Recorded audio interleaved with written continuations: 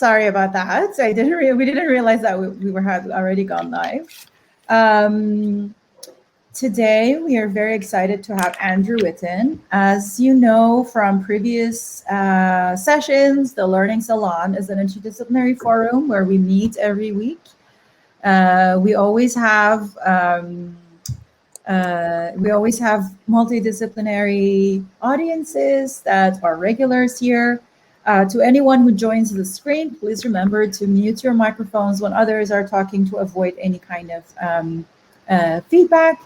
And to everybody who is in the chat, remember, as usual, you're very welcome to ask clarification questions in the chat or discuss with each other, and ask questions in the ask a question area, and vote on each other's questions so we can sort of figure out who we would bring on screen. And once you're on screen, always remember to mute yourself when others are talking, and then sort of continue.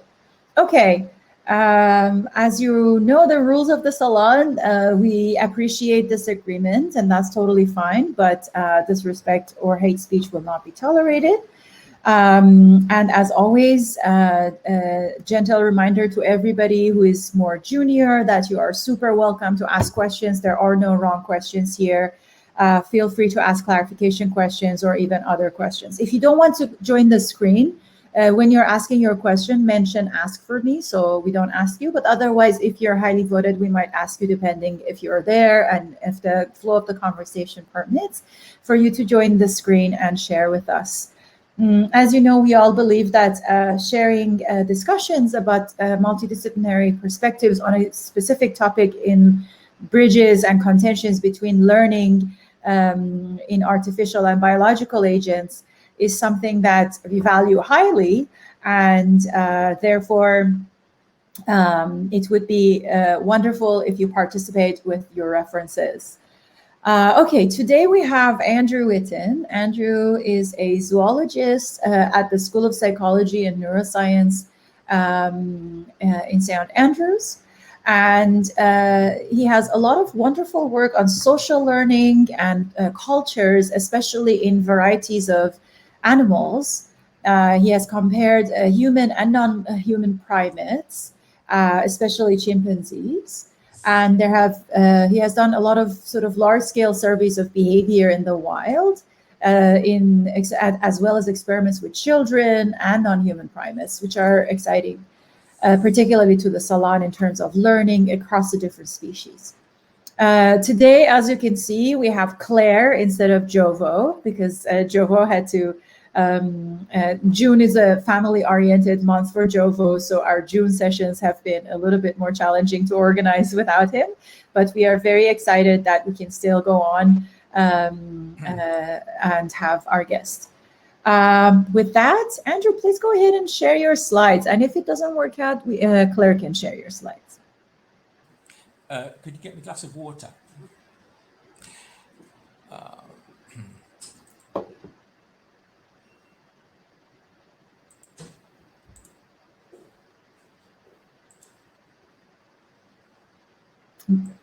Awesome. We can see your slide. So if you press, exactly, we see perfectly. Go ahead. Okay, well, my title is The Burgeoning Reach of Animal Culture. And actually, that's the title of a review I had published recently in Science. Here's the print page summary for it. So this was just a couple of months ago in April. Well, probably one of your first thoughts is, okay, so what does he mean by culture? And I usually explain that with respect to this cultural pyramid, as Carol van Schaik and I called it. I don't have time to go through all of this in any detail, but the critical things here are that culture, for these purposes, I'm just defining as information or behaviors shared and sustained across a group and acquired through some form of social learning. And that in turn, I'm defining simply as learning from others. The point of the pyramid is that a lot of social learning may have quite short-term effects. Not all of it leads to longer-term traditions and culture. So social learning is essential for culture, but a lot of social learning doesn't necessarily eventuate in traditions or culture. Well, culture defined in those ways, what I've sometimes described as a kind of second form of inheritance on top of inheritance through the normal genetic channels, was about 100 years ago really thought to be a unique human capacity. But around the middle of the last century, we started to get studies like these indicating to the contrary. So you've got little blue tits and grey tits there that in Great Britain started tearing the tops off milk bottles. That gradually diffused across the whole of the UK. Japanese macaques washing their sweet potatoes in the sea that spread across their matriline and then across wider groups. This is about the 1960s. And then from a similar time, it was shown that a lot of bird song has to be socially learned. And one result of that is you get regional dialects, just as you do, of course, in humans. Well, research after that really blossomed through the rest of the century. And by the turn of the century, we were here, and I was publishing this paper along with all the leaders of the long-term research sites on chimpanzees in the wild, going beyond the identification of single traditions to multiple traditions, as is shown in these little panels here. So to jump to our conclusion, based on a total of 150 years of observations across all these long-term study sites by then, we concluded that chimpanzees have as many as 39 different cultural variants or traditions. And each of these panels is like a patchwork quilt indicating what's common locally. So if you watch a chimpanzee for long enough and you tick off some of these behaviors, you can pretty much tell where that chimpanzee comes from on the basis of its cultural profile, as of course you can often do for humans if you watch how they eat, what they wear, how they talk, and so on. Well, this century, and that's the reason for this review, the whole field has really exploded.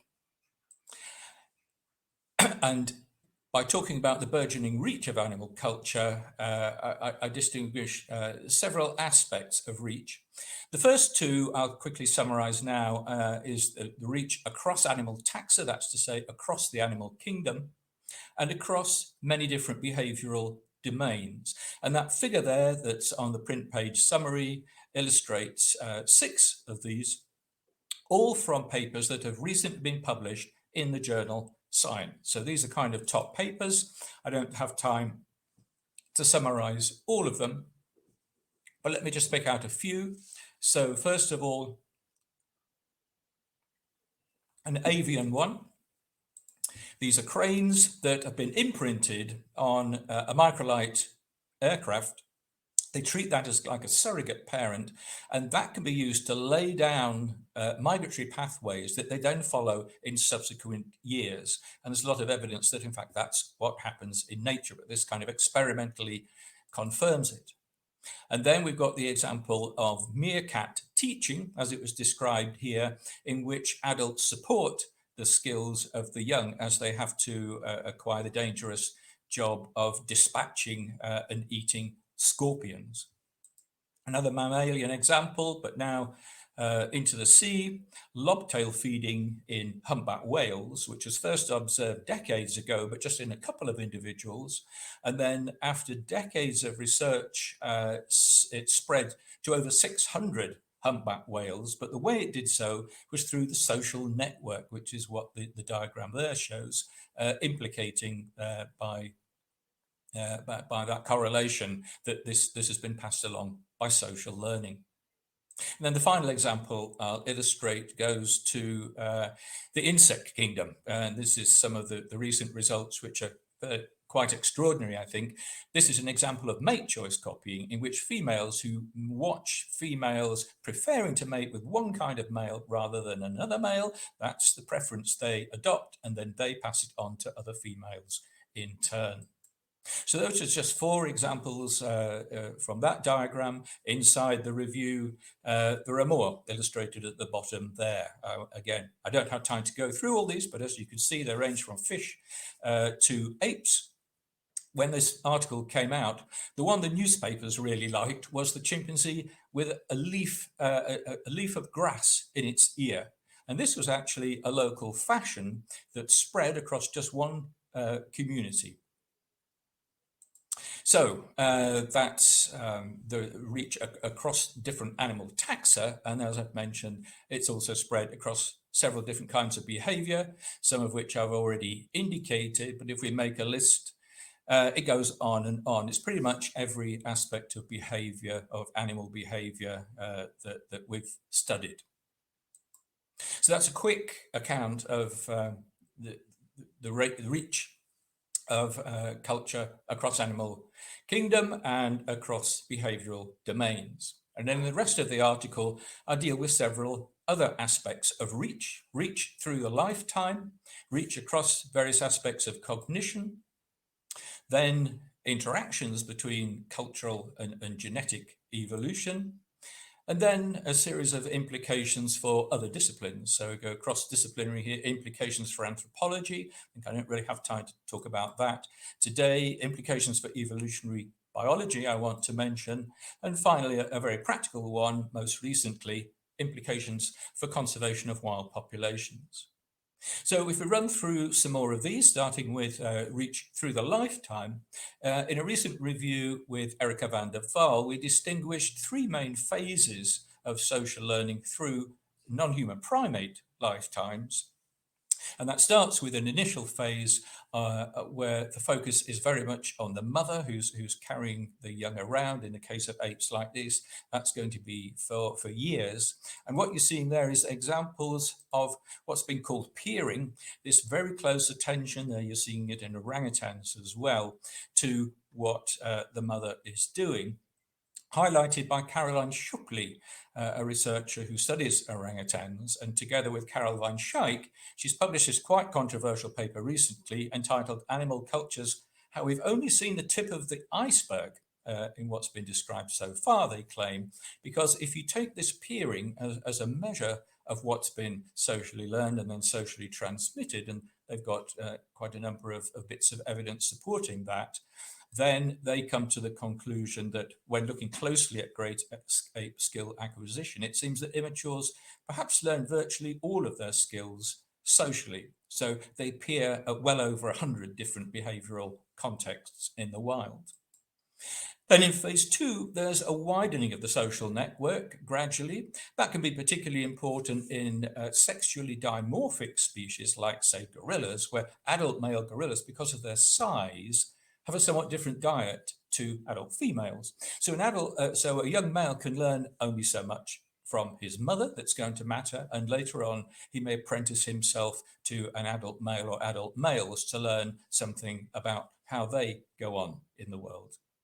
And then the third phase happens in adulthood when many adults disperse, avoiding inbreeding, move to different groups. And in one experimental study of wild vervet monkeys, together with Erica van der Waal, we first of all trained whole groups to prefer either this pink corn or some blue corn next to it because it had some nasty material in it. But then later on, when we took the nasty material out, and we were very lucky that 10 males actually moved from, for example, an area where they'd been used to eating blue and everyone ate blue. They move into a new area and they look around and everyone's eating pink. Well, what would you do? What do you think they did? In fact, 9 of the 10 switched quite quickly to the local norm. It seems that the rule is, when in Rome, do as the Romans do. And that might be a quite important form of social learning. When you move into a new group, have to learn about them. You move into a new habitat, perhaps a new area, and you need to learn there the best way.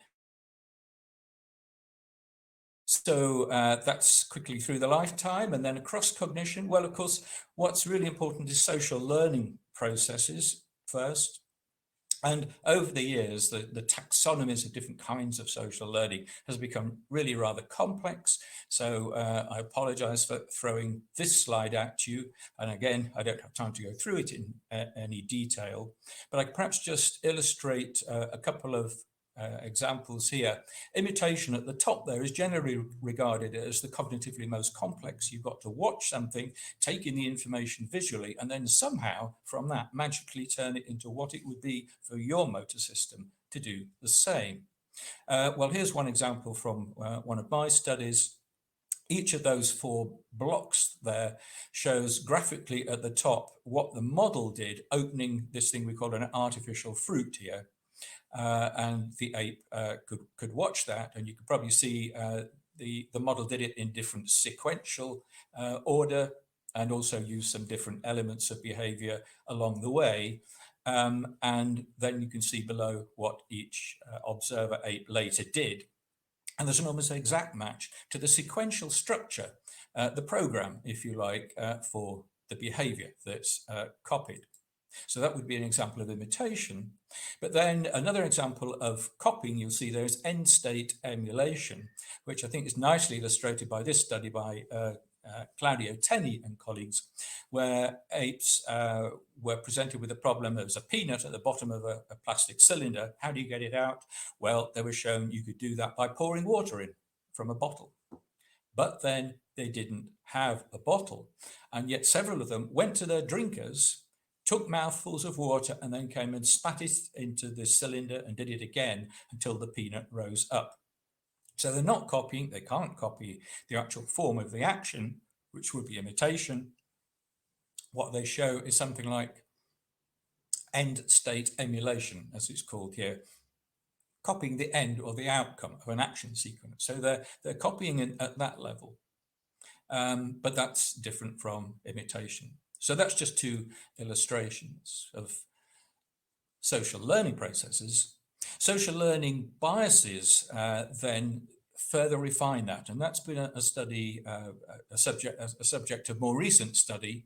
But already, here's another dreadful taxonomy diagram, not mine, but Rachel Kendall and colleagues, talking about these social learning strategies, as they're called.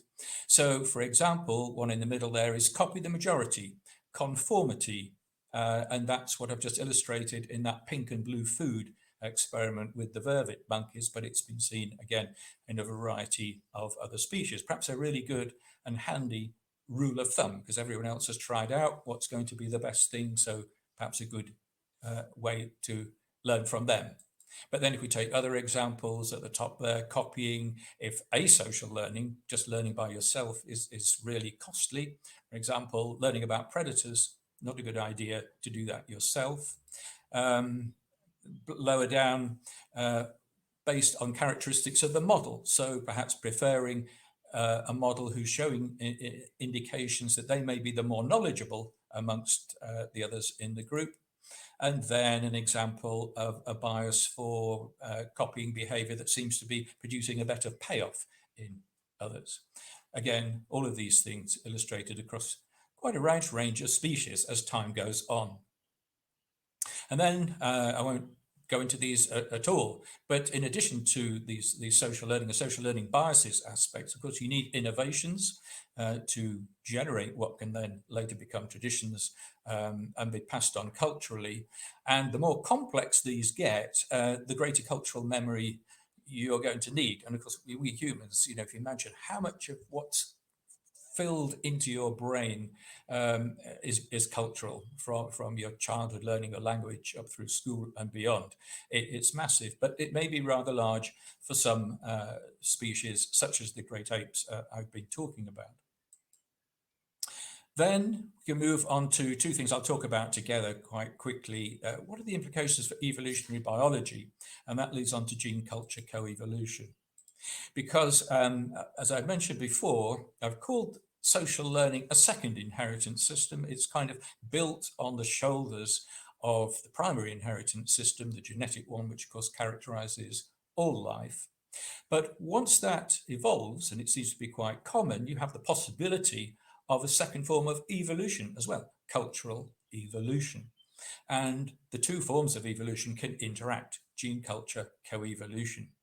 Work on this in animals was pioneered by Hal Whitehead, who studies cetaceans. He's an expert in whales and dolphins. recently, I and others have joined him in a review of this across animals more generally, and find various examples now starting to accumulate. Finally, let me just say a word about the implications for one area, one applied area, and that's conservation. Because recently that's been recognized by the United Nations, who, having assimilated some of this recent research, drew together a working party. We met in Parma, produced a big 30-page report. And then if you want to read a 3-page version of that, that was in Science in 2019. And just very recently, in the last month or two, we've published a deeper analysis of this. A deepening understanding of animal culture suggests lessons for conservation in proceedings of the. Just been a quick gallop across the field, but I hope enabling you to formulate some questions. So just to remind you, I presented some of these examples which illustrate the burgeoning reach of animal culture across different kinds of animals and across many different kinds of behaviors. And then in addition, the burgeoning reach right through the lifetime across various aspects of cognition, interacting, so we get gene culture coevolution. So there are implications there and beyond, I think, quite profound implications for evolutionary biology to integrate all this. I haven't mentioned implications for anthropology, and I guess the most fundamental one of those is simply that 100 years ago it was thought that somehow culture had come out of the blue for our species, and now we must recognize that it's been built on quite widespread and often quite ancient evolutionary foundations. And then, as I've mentioned, some good news for conservation, it seems. Okay, that's me done, except for a quick advert at the end. There's a meeting on the stocks, the emergence of collective knowledge and cumulative culture in animals, humans, and machines. This was to be a meeting in March this year from the Royal Society and British Academy. It's simply postponed. We've decided to postpone it until we can hold it live, and hopefully that will happen. One of the speakers is someone, Ida Maminajad, and I'll be speaking there as well. But if you might be interested in that, you can go to the Royal Society web pages, find this note at the bottom here, and you can register for the event, which means that you'll get informed when there are developments about when the meeting might be. In the meantime, we're putting together the theme issue of philosophical transactions of the Royal Society. Okay, but I think that's me done. Thank you so much. Thank you so much. So if you click stop share on your screen, oh, perfect. Oh, Claire might need to let him back in now, because I think he clicked his camera instead. Let's just say.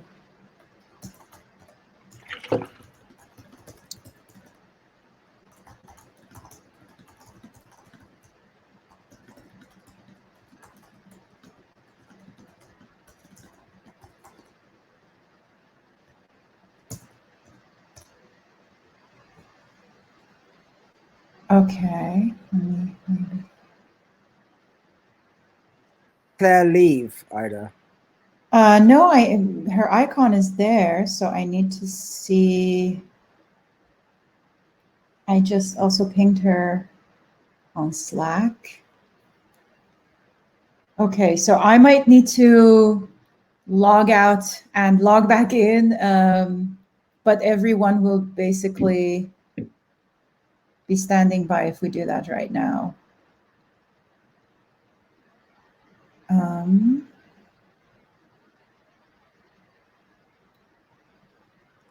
Is Claire responding? Oh, Claire, yes, she's responding. She says there is a lag that she has for some reason, but she's going to be there shortly and get Andrew back in.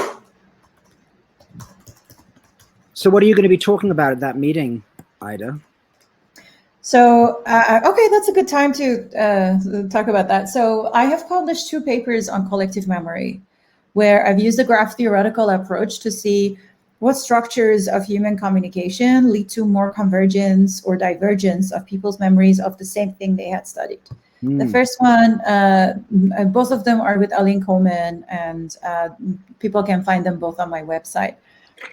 And in the first one, we showed that if you have the same number of people and the same number of conversations, but they have cluster ties instead of everybody being connected to each other. So if the diameter of the network, or the longest, shortest path between any two people, if that diameter is larger, then you will have less convergence in collective memory. In the second study, we showed that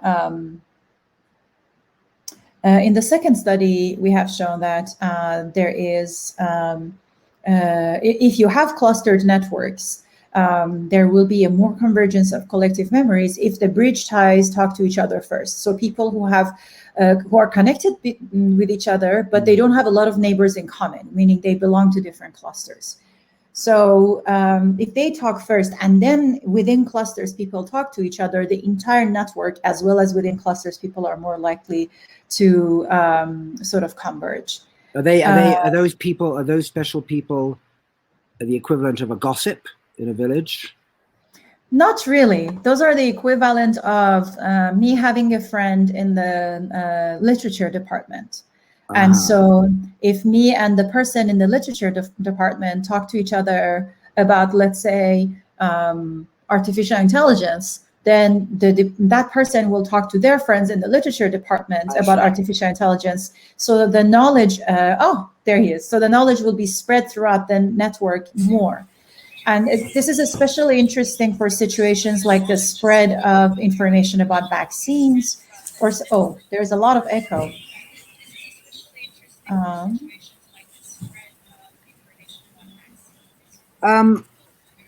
Andrew, do you have more than one screen open, do you think? You have the Salon open in 2 different tabs. That's why we are hearing I'm certainly hearing two streams, but we know the reason it happens sometimes with people. It's because you have another tab with the same link open. So there's some social learning happening here. I can only see one.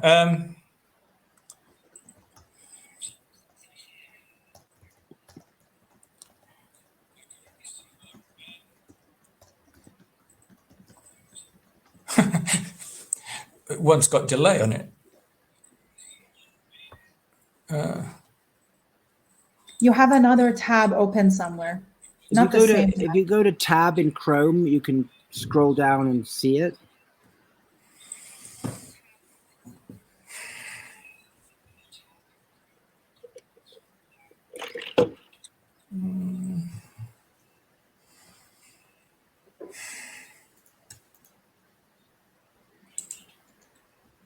Did you find it?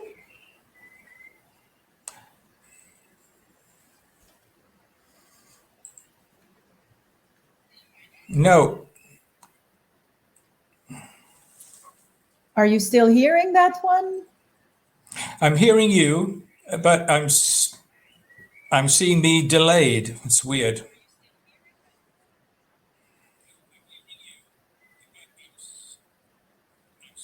Okay, so this is we might need to shorten this session. So we will keep the questions short, because we haven't had this much difficulty in a session before. So let's hope that we can manage that. Let's just try and ask some questions anyway, and in the meantime, try and shut that tab down.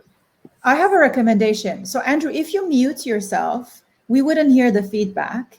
So John can answer the question or ask the question. And in the meantime, if you could find the tab that has this link open and close the second tab, that would be very helpful. Okay, so I'll ask some questions then. Andrew, that was a really interesting talk. I had a question. I've always wanted to ask somebody who could ask about that the gray tits and the milk bottle tops. How is that actually transmitted? In other words, what happens? Is it emulation, imitation? What's the granular mechanism of the milk bottle top opening? How does that actually happen? Well, okay. Can you hear me answering now?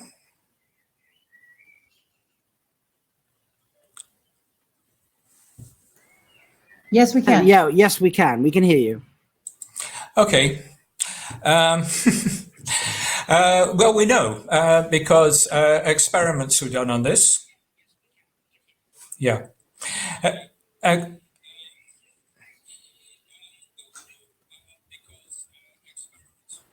Andrew, you're hearing the feedback. Please continue talking. You should ignore the feedback. Don't worry about it. Just don't worry about it.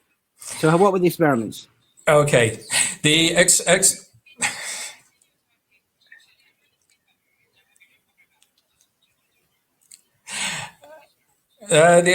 experiment. Oh, it's hopeless. I'm hearing myself a minute ago at the same time. Because you have another tab open. Yeah. If you go Could you please find the other tab? Yeah. Yeah.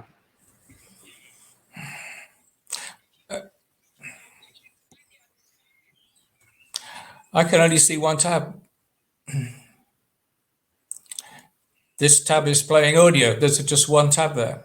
Why don't you take off your headphones? Yeah. Ah, okay. That's not going to help. Just one tab there. Why don't you take off your headphones? Okay. So, okay. that's not going to help. Just one tab there. Okay, I'm going to start talking about the milk bottle tops. So experiments were done in which blue tits were... I'm sorry, 1 second. I'm hearing the call. You need to put the headphone. Yeah, you need the headphone. John. In which blue tits were... I'm sorry. You need to put the headphone. Yeah, you need the headphone. So Andrew, this is a known problem. When there is another tab open, this will always happen. There is a tab somewhere. So if you use Alt and Tab, you can go through the tabs until you find that one.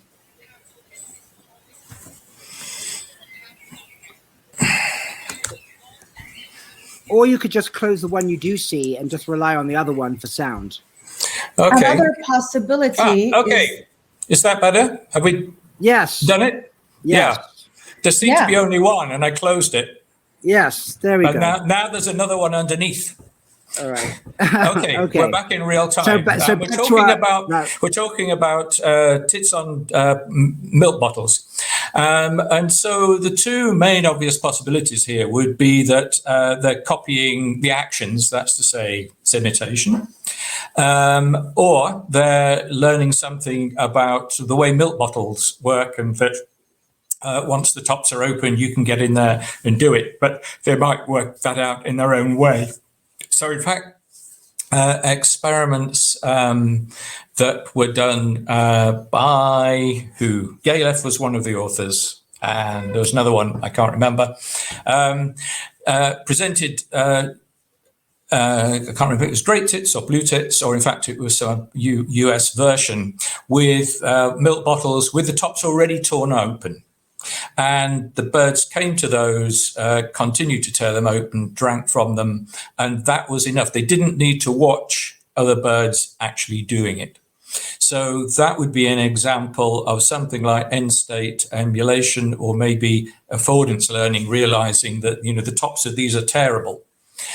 So you can then do experiments which are typically done in captivity, I guess, to tease apart the actual processes or mechanisms. And that was done in that case. Okay. Now I can't hear. So just so I understand, so what is it exactly that happens, that they come to the bottle, there's a tear in it? I just want to know what the actual moment of discovery is? What is it that they realize? I'm still having trouble. The way you told the story, it was that one animal stumbles across a solution, then it spreads like wildfire to the others. Yeah. So what is the actual informational unit that spreads? What is it that they get? It would seem to be not a unit that has to do with the actual actions of tearing, but something about torn milk bottle tops, that torn milk bottle tops give you access to the milk, and they can work from that. So what is it? So what is it they get? It's the torn fabric. I mean, I just want to know what it is. So one bird watches another one do it, they tear, and then that other bird notices that a hole in the top of the bottle is a way to get milk. I just want to know, what is the aha moment that the other bird gets? Well, I guess we don't know the precise point at which it occurs along the point of, there being a tear and then getting in further and so on. What we do know is that in this case, they don't actually need to watch another bird do it or how they do it. They can get the aha moment from being attracted to a bottle, and that they can see it's possible to tear the top off. But if that's the case, then what is that to do with social learning? So in other words... Well, it wouldn't, yeah. Okay. I mean, there's almost sort of grades of social learning, I suppose. You could say that, something is more along the continuum of social learning when you're having to watch another individual do it. And even in that case, it can be as simple as having your attention drawn to, for example, milk bottle tops. But even if the animal isn't there, it's a result of what the other animals did. And in that sense, it's social learning. It's relatively indirect in that case. However, it's worth pointing out that although that experiment shows that they can learn without another bird there, and they can learn from the torn milk bottle tops, it could still be that they do learn something more when there is a model there doing it. And we've done some experiments with chimpanzees, which suggest this kind of accumulation of information. The more different kinds of information there is, the better and the faster the learning. And you mentioned it spreading like wildfire. That's not exactly true. It took about 10 years for it to travel right across the UK. Right. So just to finish on this, because I still don't fully understand the mechanics, but if I understand what you've been saying, it would mean that it would spread slowly in so much that there would be a torn bottle, one bird would come across it, it would increase the probability that it too would realize it could tear it a bit more, and then another bottle would be torn and another bird would find it. And slowly, it's not the imitation that's spreading across the country, it's torn milk bottles that are spreading across the country. Well, that is one way of describing it, yes. Yeah. But that's only happening through these social channels. Okay. So the other thing that this notion, you made the distinction between social learning and culture, and if I understood you correctly, social learning all culture requires social learning, but not all social learning turns into culture. And is culture just when it cements, when it basically sustains? Is that the idea? It's social learning that locks in. Is that the definition of culture in your view? It's a sticky social learning. Yeah. It's behavior that spreads from, or a skill or a knowledge that transfers from one individual to another, and then to another, and then to another, and so on. So we get culture when it spreads across a group, and it may also spread across generations.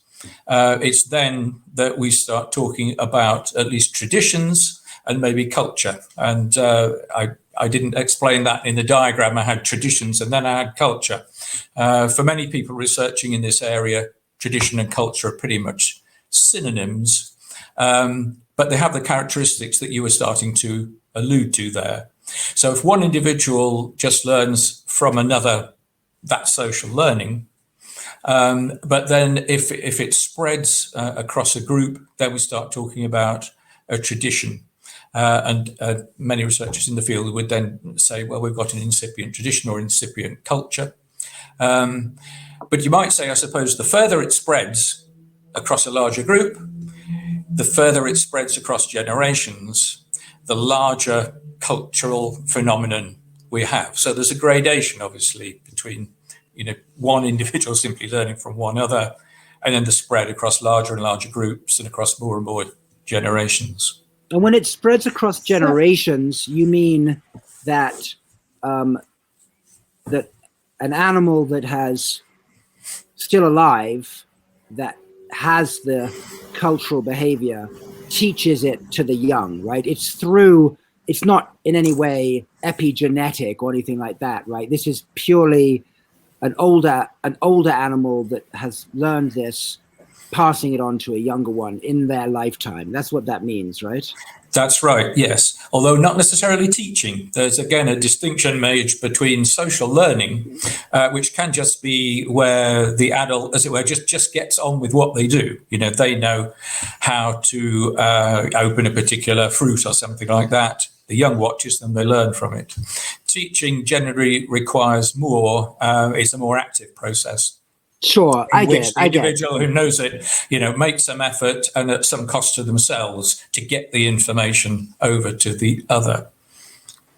So just to be clear, in the case of the birds, were there specific experiments done where they saw that the one bird observed the other one take the top of the milk and then imitated itself? Like, is that how it spread, or did they each of them infer, like John was saying?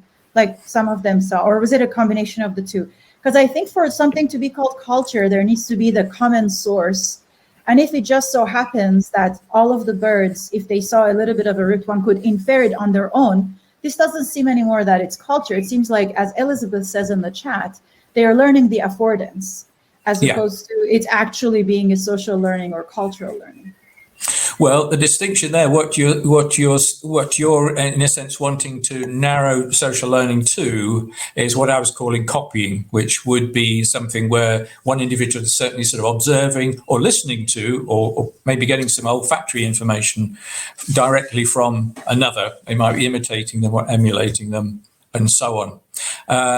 But if they're learning the affordances, well, that can still be that they're learning the affordances because they're either watching this other individual doing something and learning the affordances of perhaps the tool they're using from that. Or it could be that, the individual's gone. Sorry. Were there experiments to show that the by observing another happens? That's what I'm asking. I understand the possibilities, but I wonder whether there was an experiment to really show that this is really social learning. Well, it showed it was through affordance learning, you might say, or end state emulation. Learning from the products of what other individuals have done. So observation was important. Well, observation of the outcome of the behavior. Yeah. Sorry. So just sorry to ask so many, but so if they saw that there was water in the bottle, but they didn't see someone pour water in it, will they still learn? Because that's just the inference part. But if they need to see someone do it. Okay. Well, sorry. Are you onto the chimpanzee study now? Pouring the water into the thing to get the peanut out? No. Any study. I wonder whether observing another co-specimen or another species do that is necessary or not, or just observing the outcome is enough.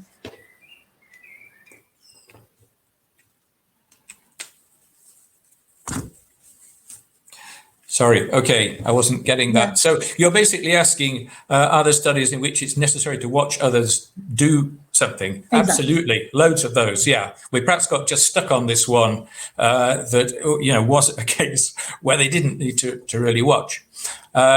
So there, I think some of the most interesting studies, and we've certainly done quite a few of those with primates, but people have done them elsewhere now, is where you actually have train models or somehow get models to do a particular task, but to do it in either of two different ways. So the task is one where it can be done in at least two different ways, sometimes more. And then we can trace what happens later on. And in fact, the chimpanzee study I mentioned, where I had that artificial fruit, and then the model they saw was either taking it apart in a different order, taking various parts out A, B, C, whereas another one was taking them out C, B, A, and also using different techniques for the part A. For example, there were some things we call bolts in there. You could either pull them and twist them out, or you could poke them through. And then what we find is that according to which of the alternatives they've seen, that's what they pick up. So then we're getting very direct evidence that that taking the information about how it was done, something about the form of the action or how the thing comes apart, and learning from that. Okay, so and then we often have a third group, a control group, who don't see any model, and they are either much delayed in doing, in discovering how to do it, or perhaps don't do it at all. We had one experiment with chimpanzees in which that was the case. So we had really quite a complicated form of tool use, and individuals who didn't see the model do it, we gave them quite a long time. They didn't discover how to do it. But then there were two other groups who saw it done in either of two different ways. And that's what they picked up. And then that spread across the group. So we end up with a whole group doing one behavior because that's what was seeded in the group. And the other group was seeded with a different alternative, and that's what they pick up. And I think to me, those are the most powerful experiments that certainly go beyond just social learning, where you start to see the incipient formation of a tradition, because it comes to characterize that group to do it one way and another group to do it the other way. Is that, I mean, now answering that question. Yeah, so thanks. So something, I'm actually very interested in imitation as well. And I've always struggled a little bit about where emulation stops and imitation takes over. Me too. Could you explain, because, I've done some work with, with colleagues on imitation, and, and just like you said, we kind of wanted it to be about the form of the action, not just the outcome. But I struggle with where that boundary really is. In other words, what is it about the form of the action that is more difficult than just the outcome? In other words, what happens? Again, it's a little bit like the mechanics of the birds. What actually happens? So they see them make a maneuver to get something out of a box. They notice that the box has something in it and it can be manipulated. They're not exactly copying the step-by-step movements that the animal made to open the box. So is it just enough for them to be in the ballpark, and then they just discover through trial and error on their own? Or, because when it comes to imitation in humans and what we've done, it's one shot, right? I say to you, copy this S in the sky, and you do an S, right? That's how choreography happens. But do they just get into the ballpark region of the box and then they just start fiddling and pulling? Because if they pull in a way that they saw the other animal pull, that's imitation. So in other words, emulation sometimes to me sounds like just get into the vicinity and try it out. But if emulation is imitating the last movement, then why can't they imitate the whole movement? So I find myself just not understanding at the microscopic level the difference, right? What actually happens? Well, I mean, there may be some of the differences that you see between humans and, let's say, chimpanzees. When you're talking about, when you do it with humans, then they just do it straight off. Those may be also something to do with motivation rather than actual capacity. So some of the experiments that have been done with apes are what's called do as I do, where you actually train, let's say, a chimpanzee, which is one study we did, to copy just what I do. So you train it to say, touch my chin like this. And then with a dozen other actions, you train it to do those until it seems to get the idea. Then you can present it with a whole battery of other actions that you've never done and it's never been asked to do, like touch your nose or touch the back of your head and so on. And it was found that the chimpanzees, they're not as good as children at doing that, but they can do it. So they can do kind of even bodily matching like that. But then we did an experiment with young chimpanzees. This was on chimpanzees in a sanctuary in Africa, where so these were wild-born chimpanzees, and we then later compared children doing the same task. And what this involved was a box with a reward inside it. And what they saw was a familiar caretaker, first of all, take a stick and open up an opening at the top, and then ram the stick in several times.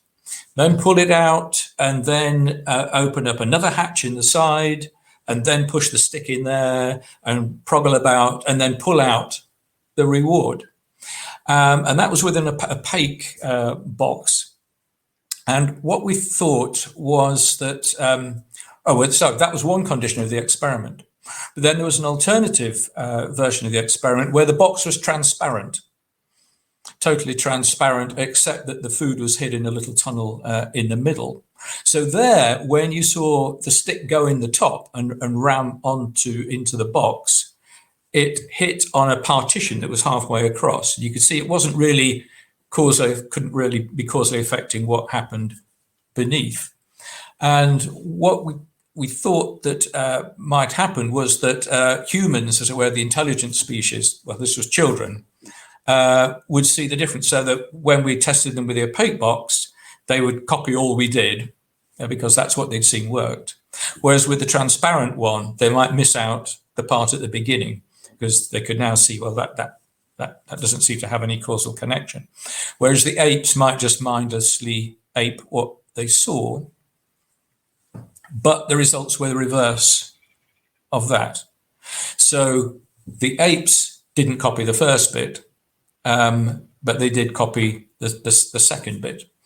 And the children, amazingly, we were really quite surprised, copied the whole thing willy-nilly, even with a transparent box. So there, I think you've got, the reason that the chimpanzees aren't doing it isn't that they can't do it, as it were, they're not able to do it, because with the opaque box they do it. But somehow they seek to be simply more efficient, whereas the young members of our species seem set to copy all. And that's since been, it was labeled, we discovered that in about 2005. And then a few years later, someone called it over-imitation in children. And it's since become quite an industry in developmental psychology. There's now 50 or 60 studies examining that, and it's been well established. Sure. But just sorry, can I ask one clarification? Were the chimpanzees adults? No, these are all young chimpanzees, and young children, so rather similar ages. This is probably one of the few places one could actually do that in this sanctuary in Africa. Most places you can work, like in America, you wouldn't find many young. They'd be adults. Yeah, they're rather similar ages. Yeah. Because I mean, sorry, John, I cut you. No, not at all. I'm just trying to, again, that you could, one interpretation of that experiment would be that the children imitated the actions, even though they were not the most causally relevant actions, whereas emulation is something that isn't an exact imitation, it's somehow pointing to a relevance in some way. Yeah. Right? Mm-hmm. And it just seems to me that they're qualitatively different things. When you, in patients with apraxia, when you want to test imitation, it's extremely important to make people imitate meaningless gestures. right? Entirely arbitrary actions with no goal, right? And when that's been done comparing adult chimpanzees to children, the adult chimpanzees are really very poor at it, right? So it seems to me that there's a difference between some kind of tethering of what's happening to some sort of causal relevance. Somehow it echoes maybe something else. In apes. Yeah, versus the pure, I want you to imitate this shape of action regardless of its goal directedness, right? It's purely aesthetic. So it seems to me, if I get your experiment, that there's something, it's not just imitating the endpoint versus imitating the whole action. It's something altogether different going on, right? That's what it sounds like to me, like a categorical difference between the imitation of a shape versus cluing in to some causal relevance to the object. Right? Yeah, and it seems different. I think the second thing you're talking about there, I would agree with. That's to say, the relevance is important for the chimpanzees, and they're quite focused on what's the efficient way to do this. Whereas children tend to copy, whatever the sticks and knobs is as of how. Yeah, I guess what I struggle with is copying. Copying seems to be the superordinate term. I would have thought copying. I would have thought that copying is synonymous with imitating, but now copying seems to be the generic term for emulation and imitation.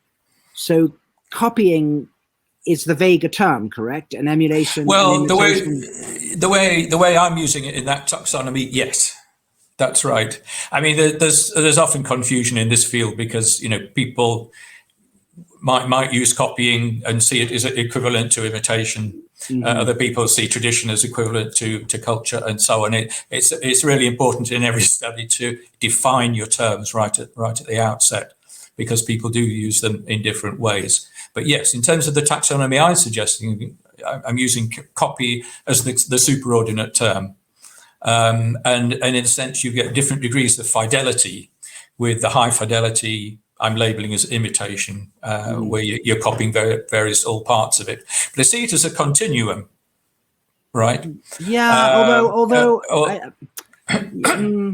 okay, so just my final question about continuum, right? Yeah. This comes up in the Salon a lot, right? Can you be a little bit intelligent, medium intelligent, highly intelligent? Is a mouse just on the way to a human? Descent, modification through descent, and so continuum is something that comes up a lot. And my final question relates to that, which is to call everything we've discussed so far culture. Melanie Mitchell, I don't know if she's on today, but Melanie has always talked about this sort of mnemonic fallacy where you use a term like culture for something that might be a little less than that. And culture, a lot of people would think is to do with belief systems, religion, art, sort of artifact production without a particular goal in mind. So do you think that to that more elaborated, enriched notion of culture, we're going to get there from social learning through imitation and emulation? In other words, is this a true stepping stone and continuum, or are we just slightly over-egging the pudding by calling it culture when we don't really know where religion and art and beliefs come from? Well, I guess that latter's true. I mean, I've done a dissection of culture when I'm trying to compare different species. One of the three dimensions has to do with the processes, the underlying processes, which is largely what we've just been talking about now. Another one has to do with the way in which the traditions, I mean, there might be dialects in the human case, dialects in the case of birdsong, are just become distributed and change over time and space. But then the third one is the actual contents, the actual behaviors. There are some things like certain aspects of tool use that you could say, well, we share with these apes. But there are other aspects of content, like religion, where I think we don't. So we're certainly not saying, that any of these species have culture in the sense of, the riches of human culture. But they have cultures, in the way I defined it at the outset. And that seems to be the thing we all share. And I mean, I can quote figures a century ago, or even less than a century ago, half a century ago, who were saying that what's distinctive about humans is they have this second inheritance system in which things, behaviors, artifacts, whatever we're talking about, is passed on by learning from others and become traditions, become culture. So, taking that head on, that's essentially what I'm saying we've got in the animal case. But certainly not saying that, animals don't have human culture. Of course not. I can see, just looking at myself now, I mean, here I am at dusk in Scotland and I'm fading out. Can I just pause for a minute and put the light on here? Absolutely. Sure, of course. John, we don't see you, by the way. Is your camera on? It won't let me turn it on, but you can hear me, right? We can hear you, but it would be much better if but it's not letting me go to the camera. So I will leave and come back in, okay? Can you invite me back in? So, yeah, Claire is going to invite you back in. Okay, so thank you. And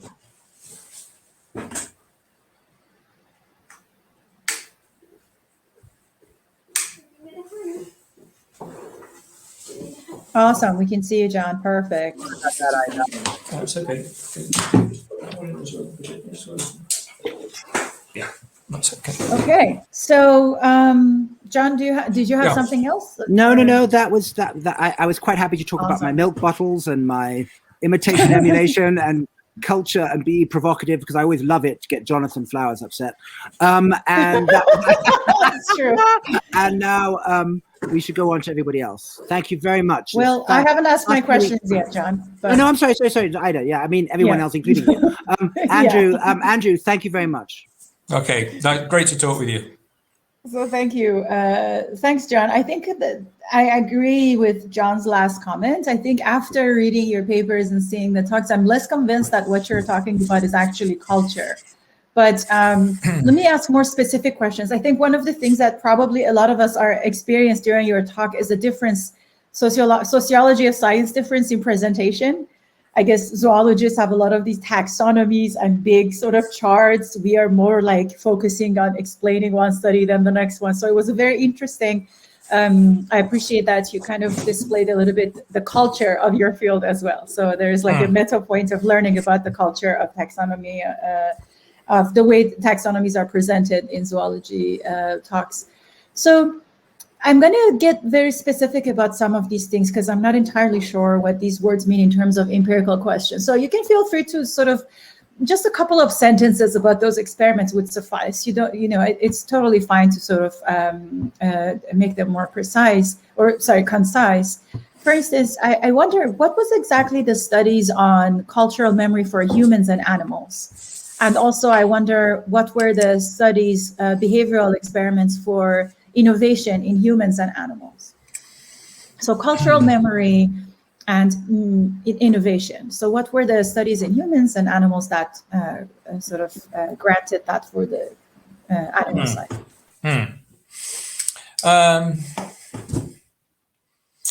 Well, cultural memory, really what I'm referring to there is that you remember the study where I was talking about the Shukley and Van Schaik recording peering. What they did was, having established that peering predicted what another animal would do in the period afterwards. So they did a sort of initial study justifying that this could be an index of social learning. They then recorded all the different behavioral contexts in the orangutans in which that behavior occurred.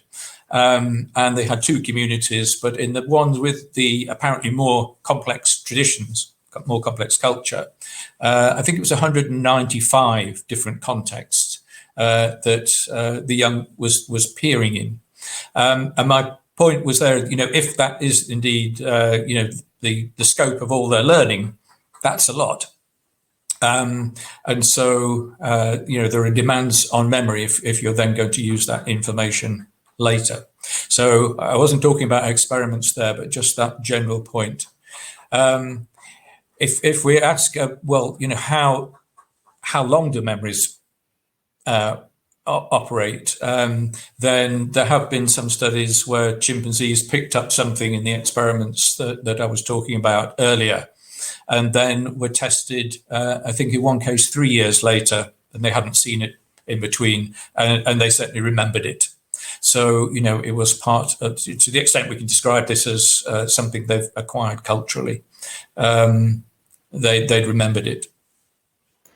So do you make any distinction between culture and social learning? Yeah. It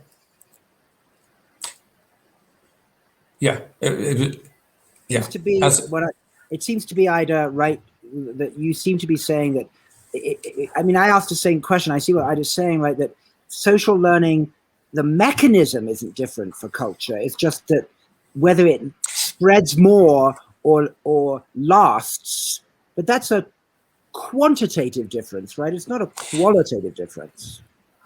No, there for me actually there is. I think there is a difference. Sorry, I just wanted to clarify. I think there is a difference between just social learning and culture, and I think it seems to me that in all of the examples there is always something missing. Like, for instance, if I think about the political structure of power in chimpanzees versus bonobos, and I know that if you send a chimp to a bonobo tribe, it's still going to be violent. It's not going to change. It's not going to learn to, a bonobo male is still going to try to kill others. It's not going to change that. Sorry, a chimp.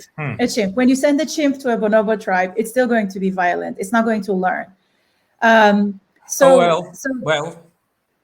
For chimpanzees, we don't know, but quite a long time ago now, Frans de Waal did an experiment which is really quite difficult to do with mammals. He cross-fostered, and he cross-fostered between two species of macaques, which differed in their tendency for reconciliation after fights. So reconciliation is where individuals have a fight, but then they're quite likely in the period afterwards to come back and reconcile and get onto friendlier terms. And these two species that he used were really quite different on those measures. So he managed to cross-foster a number of infants, and found that there was some transfer. I couldn't tell you now how much transfer and whether were completely transformed into the ethos, as it were, of the other group, but there was a change of that kind, which seems to be what you're asking about there in what you were talking about in chimpanzees and bonobos.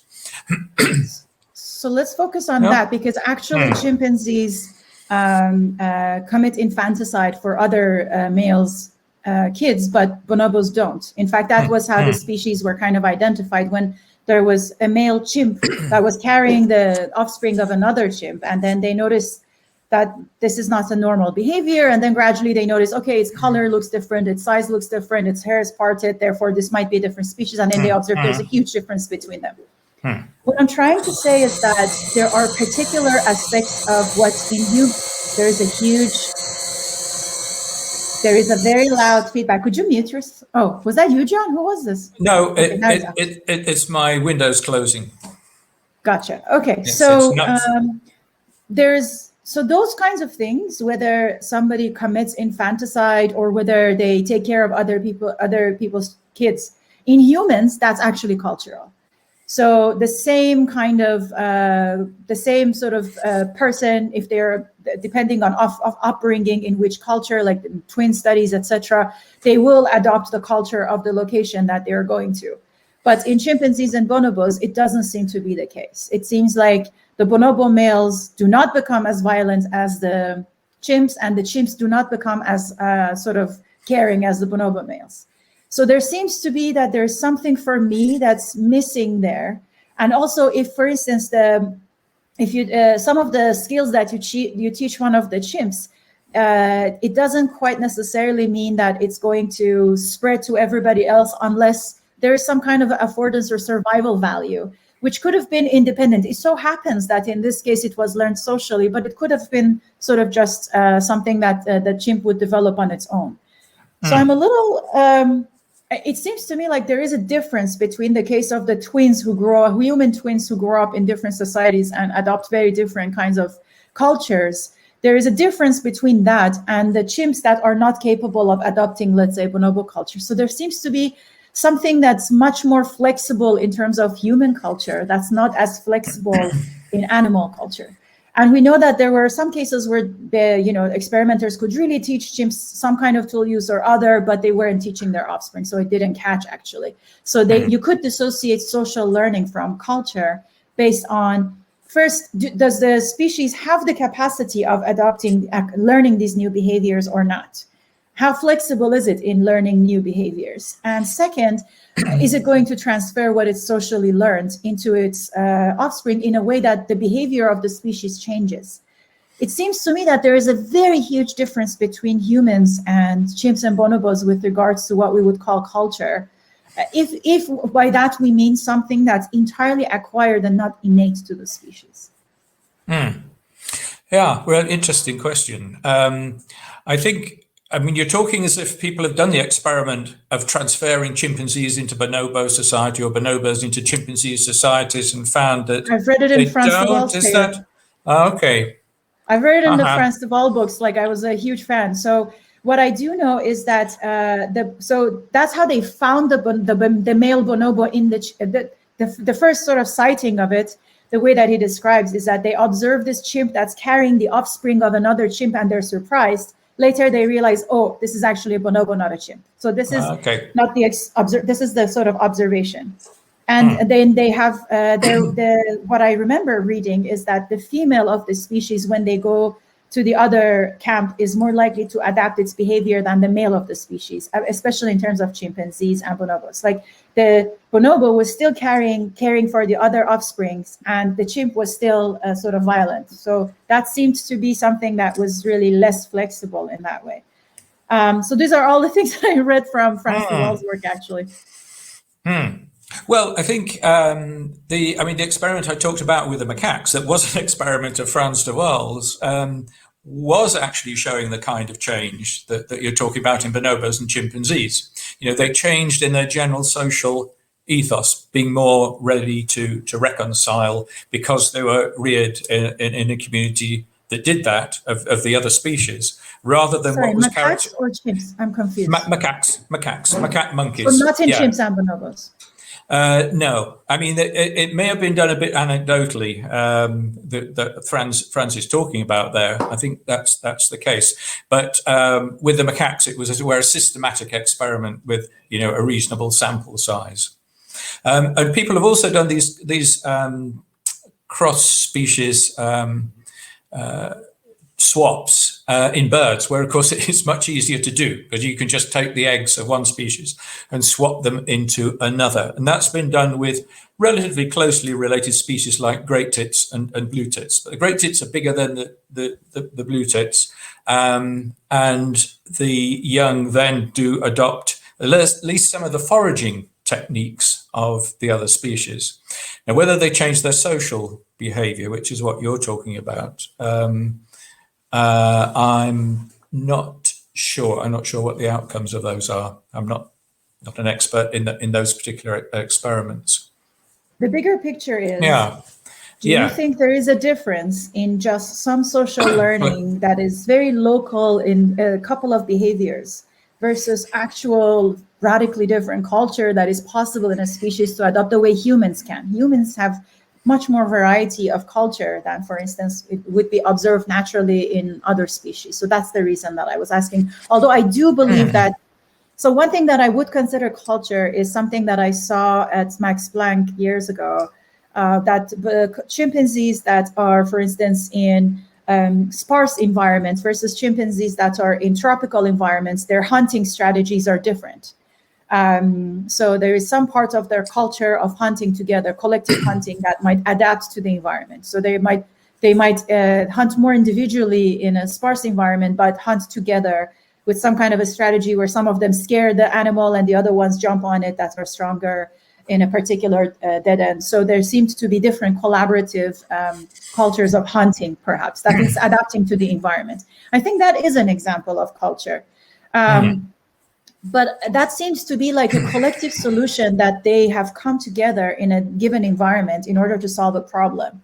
The same way that the milk bottle might be, right? So it's not just about social learning. It's not just something that's socially learned. It's about coming up together to a solution for surviving in an environment. At least that's how I understood it. That's how I understood the difference between, let's say, just social learning versus that kind of collective solution to surviving together. I don't know. And it seems to me that there are inflexibilities. Sorry, I'm just going to add this. There's inflexibilities there. So for instance, Mihai says earlier that they had found that he had read somewhere that when Robert Sapolsky had shown that if there's a troop of baboons become remarkably, I don't think it become nonviolent, probably less violent after most of the highly aggressive males died of disease, where I don't think this is an example similar to what we were describing, because it just shows that the mean changed because let's say that the most aggressive ones died. But if you have different species of different sort of generations of them, there will again be more aggressive baboons, because that's kind of like their mating system is very different from, let's say, bonobos or chimps. I'd actually written down here Pacific culture in baboons as a note when you were talking that person is picking up on.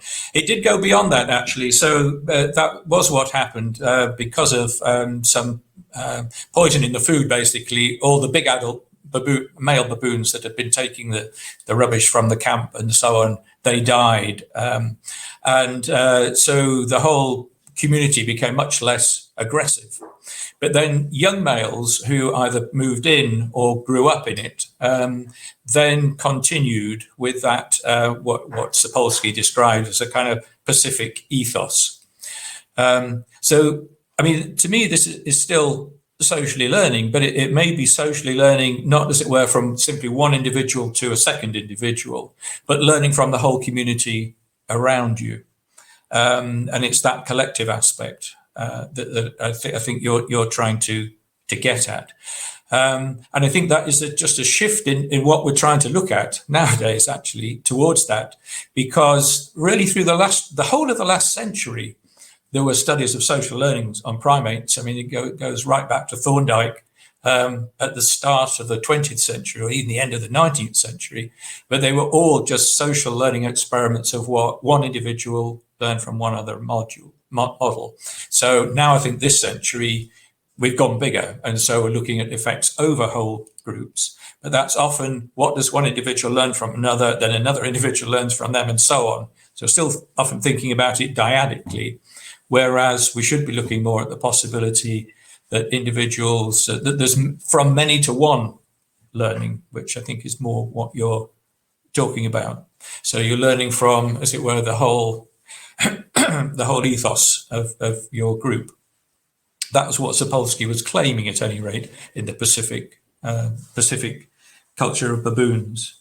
The other thing I just noted here was you're talking, and John was talking also earlier on about the tendency to focus in on, in apes, for example, to focus in on what's really useful and efficient and so on. Whereas humans are much more prepared to copy all kinds of things. I mentioned that one example of the chimpanzee with a leaf in the ear. I mean, this is just one instance really so far, but it was where in one community in a captive setup, actually in a sanctuary in Africa, there are 4 little groups, and in one of them, the female who was illustrated there, Julie, started putting a grass leaf in area and leaving it there. And then gradually others started doing that. I mean, as far as people can tell, it's completely functionless. But but they did spread across most of this little group. I think 8 out of 10 of them, was it, ended up doing this. So there are some things, at least, that are done, as it were, just because that's what we all do. But that's rare. And and that animal that put the leaf behind her ear was in her ear. Yeah. In her ear. Was it? Was she high up in the hierarchy, or was she not? Not particularly. She was pretty middling. Yeah. Fascinating. So in other words, it wasn't like there was some secondary gain to favoring what she was doing arbitrarily, just to please her. No, that wasn't apparent. No, I mean it's pretty much of a mystery. Yeah. But I think. Yeah. Okay. Let's leave it there. I can see other people have questions.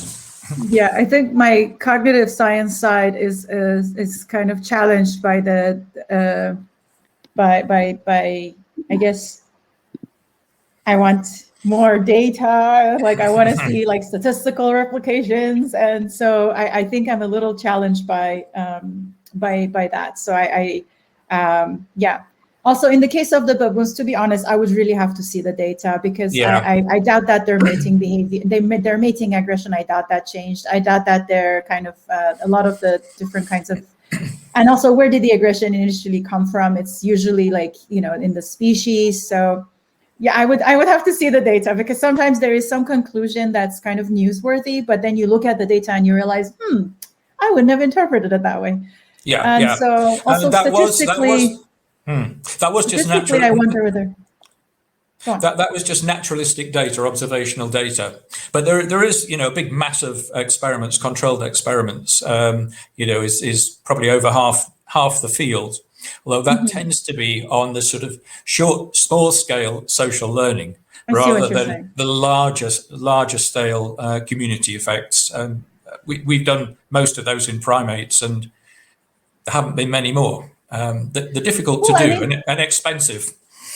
Yeah, well, France de Waal had this island where they could observe longitudinally sort of the behavior. And that's what I really appreciate reading about. Like, I very sort of voraciously were reading all of these things that they were writing about, various long-term effects, including throwing down the previous alpha male in the sort of the chimpanzees, and then the females will start screaming at him until he just went and threw himself in the water and drowned. It's like a very dramatic Shakespearean situations among the chimpanzees. So it was very interesting to observe the long-term observations that they did in these islands for chimpanzees and bonobos. But I understand that it's difficult. I think it's very valuable. In another life, I would have been a primatologist. So I really appreciate even the observational data, even when it's not sort of experimented on so closely.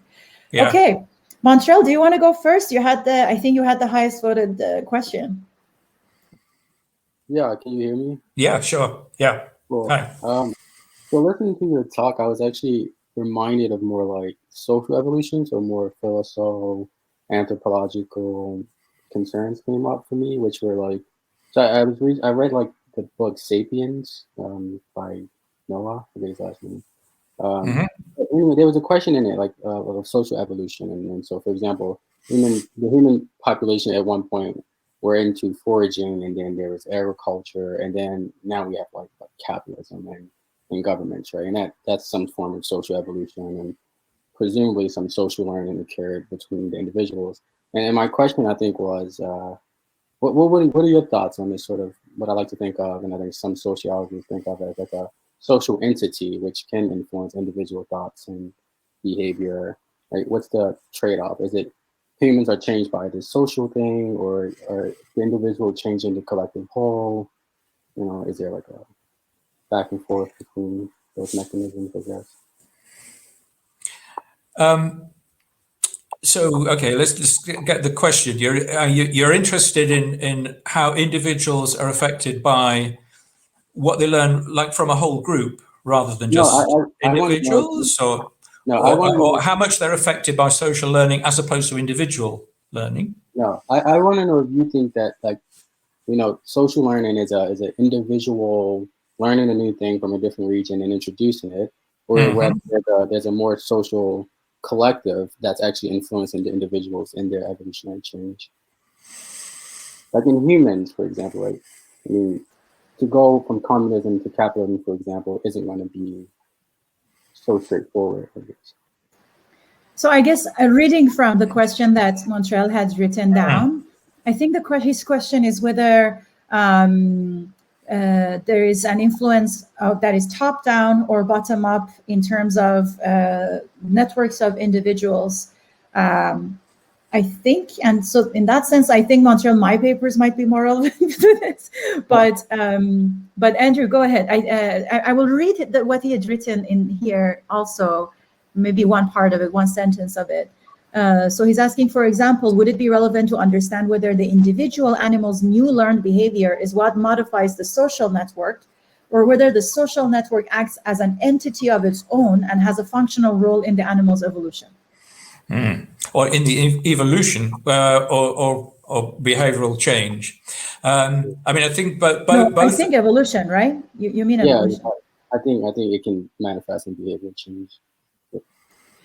Like, how does this cultural learning, social learning translate to evolutionary change? Yes, in a way, yeah. Okay, well, one of the ideas that's going around has been called the cultural evolution hypothesis. I mean, if you look across non-human primates, they've, as an order, non-human primates are large-brained, and so one big evolutionary question is why? Why are they large-brained? One of the older explanations for that is, well, it has something to do with their way of life, their ecology, the kind of foods that they search out and find, the predators they evade, and so on. But then at some stage, researchers like Frans de Waal, studying what he called chimpanzee politics, started to argue that actually the most complicated thing in a non-human primate's lives, and probably the same is true for us as well, is other members of your species. That's what really creates the problems for you. And that's maybe what challenges your brain. And that was then tested initially by Robin Dunbar by discovering that, well, non-human primates also vary in their brain size. And what he found was that you can predict, or at least there is a relationship between the average size of the social group of a particular species and its brain size. And that's true across primates. So that was supporting this idea of social intelligence, that the kind of problem solving you did in the social domain day to day actually had evolutionary effects in brain size. However, amongst great apes, that doesn't seem to work very well, because gorillas and orangutans also have big brains like chimpanzees and bonobos do. Their brain size is about 2.5 times that of an average of a mammal of their size. And so they're very brainy, but gorillas and orangutans don't have particularly complicated social groups. Chimpanzees do. But Carol van Schaik pointed out they do seem to have what we're calling these complex cultures made up of multiple traditions, like that illustration I showed from the 1999 Nature paper. That's since been described in orangutans and to a lesser extent in gorillas. So the cultural intelligence hypothesis is suggesting that the more you're involved in reliance on a complex set of knowledge that you acquire from others, you acquire culturally in that sense, then perhaps the bigger your brain. And that would be because you needed a bigger brain to process all the social information, but also to implement it. And you've seen some examples of, for example, the tool use in the chimpanzees that, as it were, are the consequences of the social learning that goes on. Yeah, I mean, according to that, involvement in these kind of cultural and cognitive and cultural activities has driven the evolution of the brain. And following on from what Robin Dunbar did, some more recent studies have produced results supporting that, so that in species where there's been more evidence accrued of social learning in their lives, they tend to be more encephalized and also have a longer juvenile period in their lives in which they could be learning. So I don't know, am I at all addressing your question? I don't think so, actually. But wait. I want to say one thing though. So the Robin Dunbar thing, it's not causation, it's just correlation. So Yeah. it's after the fact. So we don't know if this is the reason the brains grew. Actually, Yeah, some go as far as to argue, so the Brazilian scientist, I forget her name for a second. She has a hyphenated name. The second one is Hercules, I think. Anyway, so yeah, you're muted, John. Herculano Moselle. Yes, Herculano Moselle. So I know her. She's actually great. We should have her on actually at some point. Yeah, we should. So her argument is actually that at some point we discovered fire and tamed it and started cooking food, and our brains grew exponentially. And so her idea of our brain growth is actually cooking and fire. But so I don't know, like I think that what you showed was that there's a correlation. I think the question that Montreal was asking, and his connection is dropping again. The question that Montreal was asking regarded how the social learning or culture might translate into evolution. And I guess what you're saying is that we don't know. Well, I mean, there's a correlation, as you're putting it, which is really how we'd expect it to operate. You know, that one thing didn't simply cause the other, but there'd be a kind of spiraling of interactions. So a little bit more pressure on culture would select for genetic changes supporting larger brain. If you get a larger brain, then you can acquire more culture. You could maybe start teaching and so on.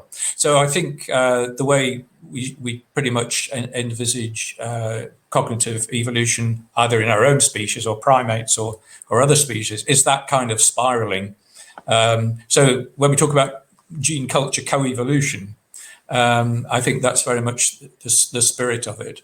It is to me, at any rate. I think some people tend to talk as if there's a kind of one-way causation, you know, that which you know, can happen. I think probably one of the examples of that, which might work most appropriately, is amongst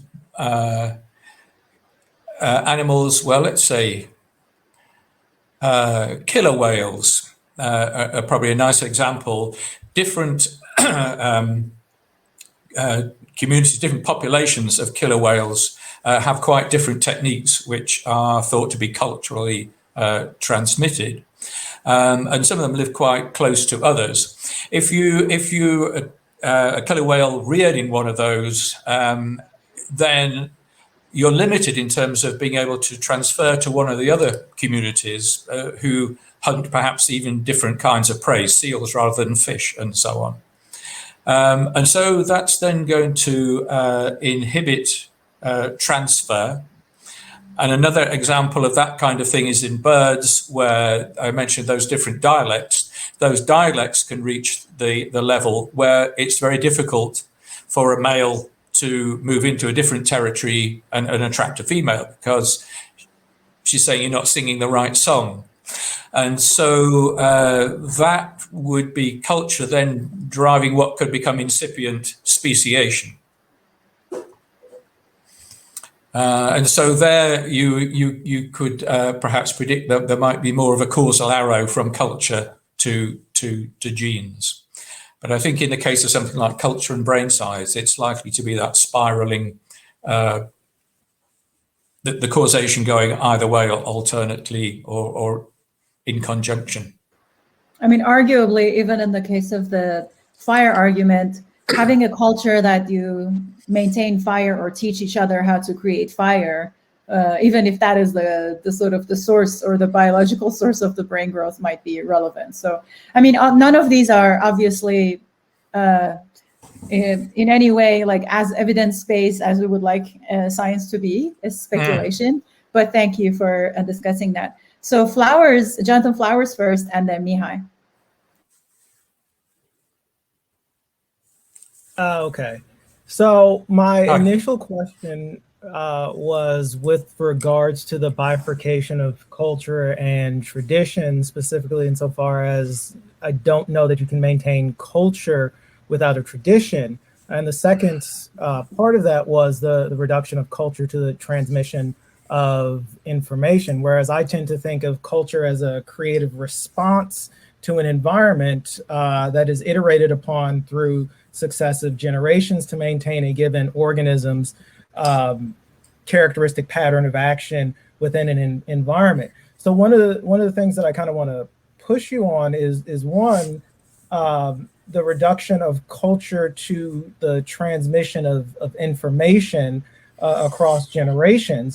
Because when we're thinking about cultural values, cultural habits, this isn't mere information, but characteristic patterns of action in an environment. So one of the concerns that I have is that by engaging in this reduction, one, you make it easy to apply across different species, but two, you eliminate the wide variation of culture itself, right? If it's merely information, then we kind of, or we're losing something here. Yeah, I mean, I think I don't know. I feel there we're back to this notion that I'm trying to reduce culture from all the complexities we see in the human case. And in one sense, I and everyone working in this area who it's called animal culture are really just identifying the fundamentals which are shared between these various species and ourselves at the level of the inheritance of this information, the transmission of it. So it becomes a group characteristic. I'm not sure what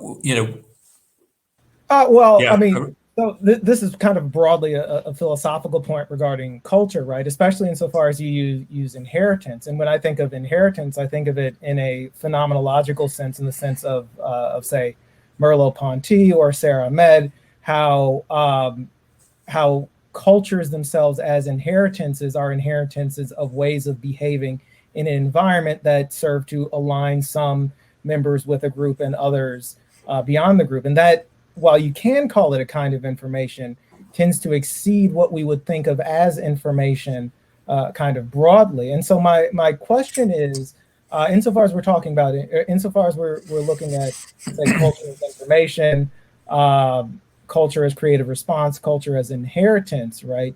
My question is, how do you make sense of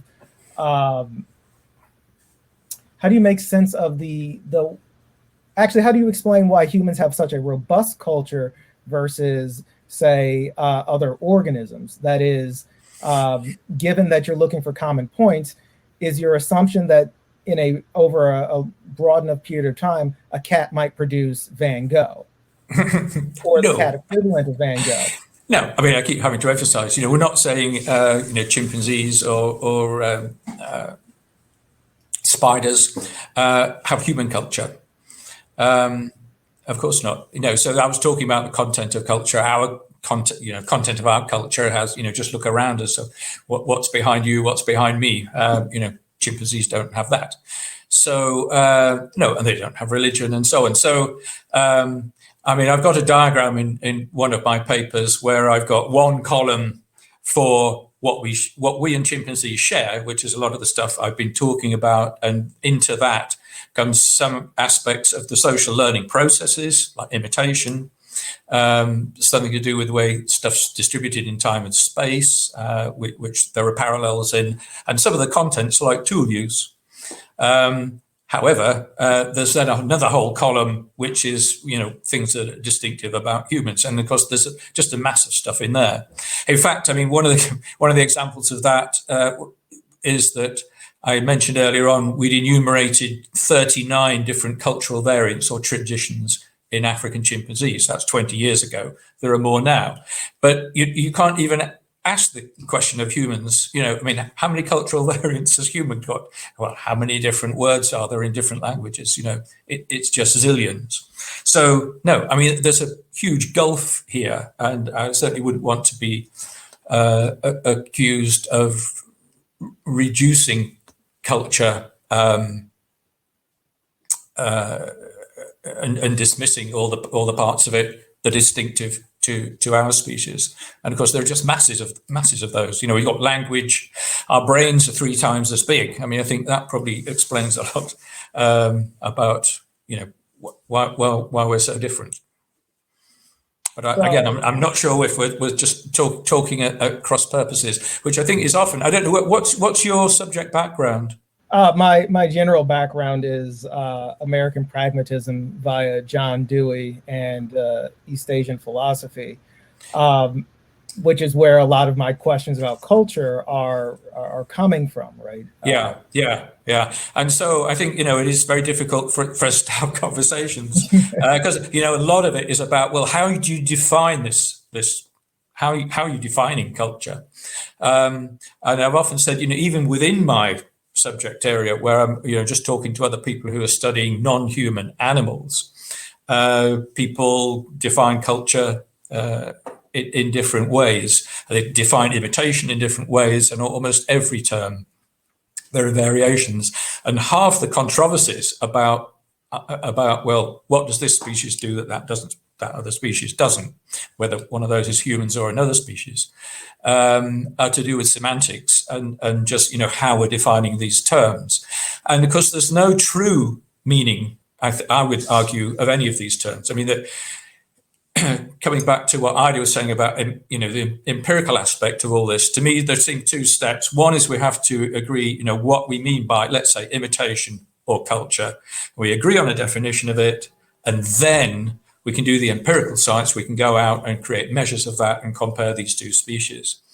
But there is no empirical way of deciding what is the true or, the proper meaning of culture. So would you agree with that?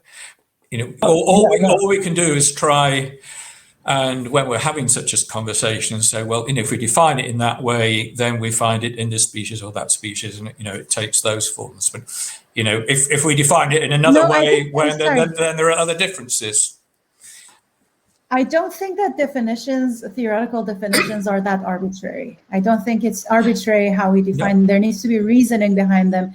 And in the domain that, for instance, Jonathan comes from in philosophy, it is indeed a pragmatist domain. So it wouldn't be one where it's just, one would frivolously change the definition. So I think a lot of the things that you're hearing from all of us is that it seems like the definition that you might be using to call a particular kind of social learning culture, we are a little worried that exactly what you're saying is happening here, that definition is not the same as what the word culture might mean in other contexts. So I think that and then there is not a clear, in my mind, I don't see it. I'm a computational person, so I like things to be, I like to be able to have some kind of a model.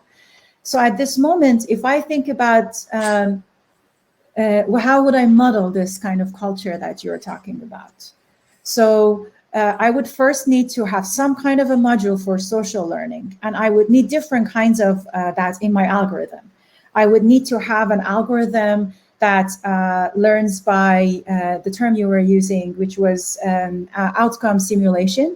It could be another one, which is behavioral cloning. It could be another one that has some other notion. And then you identify and you say, I will call algorithm B the social learning part of my theory, right?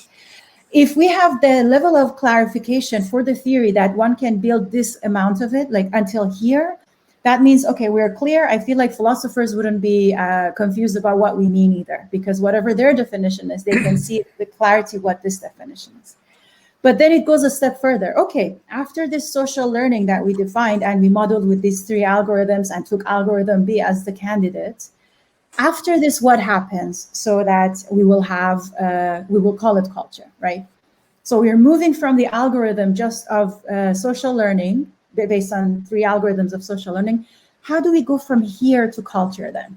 So one thing could be that there is another module in this individual, and that module decides whether to teach this one to its offspring or not.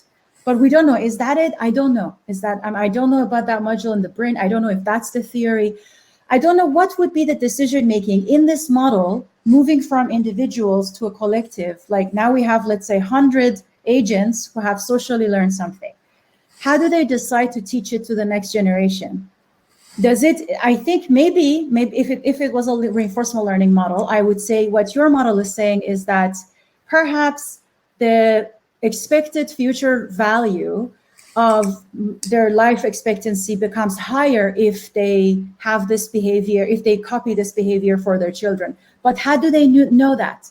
Like what part of their brain is computing the expected value of future offspring's actions if it adopted this? It seems like a very strange choice to make. So I wonder what happens in the brain that it moves from, I just ran some random thing to, I should teach it to my offspring. Seems like it has to do with the utility or value of survival, like somehow it needs to compute that, right? Now, in the examples that you showed us, I wondered, in which examples does the social learning relate to survival and in which it doesn't? It seems to me like the ones that probably in animals would propagate should be those that add something, some kind of computation of value to the life of the animal, right? But I don't know if that's the case in your theory. So if you say that, the philosopher will understand a different theory than if you say it's a random draw, or if you say it's recency, whatever it learns, or you say whatever it learns during a different age, right? Those are all different hypotheses. But if I know it, if it's in the model, then we can run experiments. The philosopher will know exactly what the definition is. So I think that their definitions are not arbitrary and ours are not arbitrary in science either. And there is a possibility for a conversation. As long as we kind of have a precise sort of definition of it, they will know where sort of to stand with regards to their sort of, I guess, definitions. My worry is that based on this model I told you, I don't know what's leading from that social learning level to culture. So if I wanted to build a computational model of it, and sorry, I went too long, but if I wanted to build a computational model of it, I don't know what to do after social learning. That's, I guess, part of my confusion.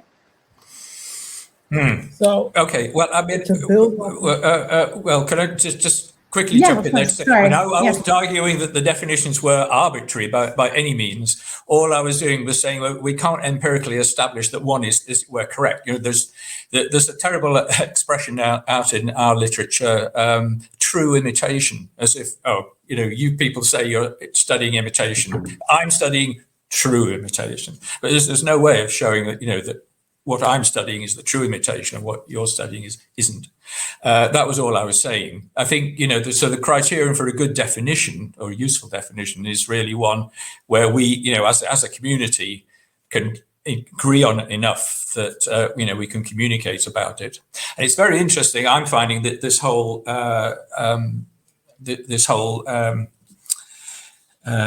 episode really interesting in all the difficulties that you guys are all expressing, because I'm a member of the Cultural Evolution Society, which is a big academic society. It's been going for a few years now. Its conference is next week. There's hundreds of people there, and they come from anthropology, cognitive science, psychology, zoology, biology, primatology, a wide range. But we all agree, pretty much, the definitions I've talked about would be, bread and butter for them. So it's interesting all the difficulties we're having here in people struggling with these definitions, which is largely what we seem to have been talking about, really, rather than results. So how many people? How many people would agree and how many people would disagree about that within the fields of, let's say, cognitive science, psychology, and everything? Would obviously depend on the size of those societies as well. It's cultural. It's self-culturally dependent, right? But me, as a cognitive scientist who likes to model things, I'm not finding the clarity in what you're describing to think like, how would the model be, right? I don't know the answers to a lot of these questions. So let me ask that question again. What is the component I should add to the hypothetical computational model I was explaining to you, so it moves from social learning to deciding to teach it to offspring? My hypothesis was some kind of reinforcement learning model, but what is yours? Well, there's very little evidence really of or papers actually claiming what you're describing as teaching. That's to say, a motivation and a behavior that actually the function of it is to pass on behavior to the next generation, which is how teaching is defined really in animal behavior. I guess as humans, when we talk about teaching, we often talk about intent, that I intend to communicate this information to this child. I gave the example earlier on of the meerkats. What the meerkats do is, and this is in relation to the young acquiring the skill of dispatching scorpions, which of course are lethal. What they do is they go and catch scorpions and they take the sting off, and then they come and present it to the young. The young play with it, grapple with it, try and keep hold of it. If it gets away, the adult will go and get it back. And then once the young reach a sort of slightly higher stage of skill, then they'll start bringing one with the sting on. So the behavior is structured such that it facilitates the acquisition of this skill. Now, you could say in terms of, what the effects are on reproductive success. Well, that's pretty obvious. If these animals need to eat, this is one of their prey. So behaving in that way, which you could call teaching or scaffolding or something else, that's the adaptive consequence of it, which, I think is, well, to me, that's what you were really asking about. Why are they doing it? What's it for? What's the function? I think most of the behaviors that I talked about in that big list of, I don't know, migration, foraging, mating, whatever, they're all behaviors that in broad terms are obviously functional and beneficial. So the animals aren't, as it were, deciding to do that, as it were, thinking this is going to enhance my reproductive success. They've evolved to have those dispositions and inclinations, including to socially learn and to have their socially learning bias in various ways, like, for example, conformity. And I wondered if conformity, and it might be an answer to the question, some of the questions you've been asking about responses to the wider community, as it were. Because there's a meta point. Go on.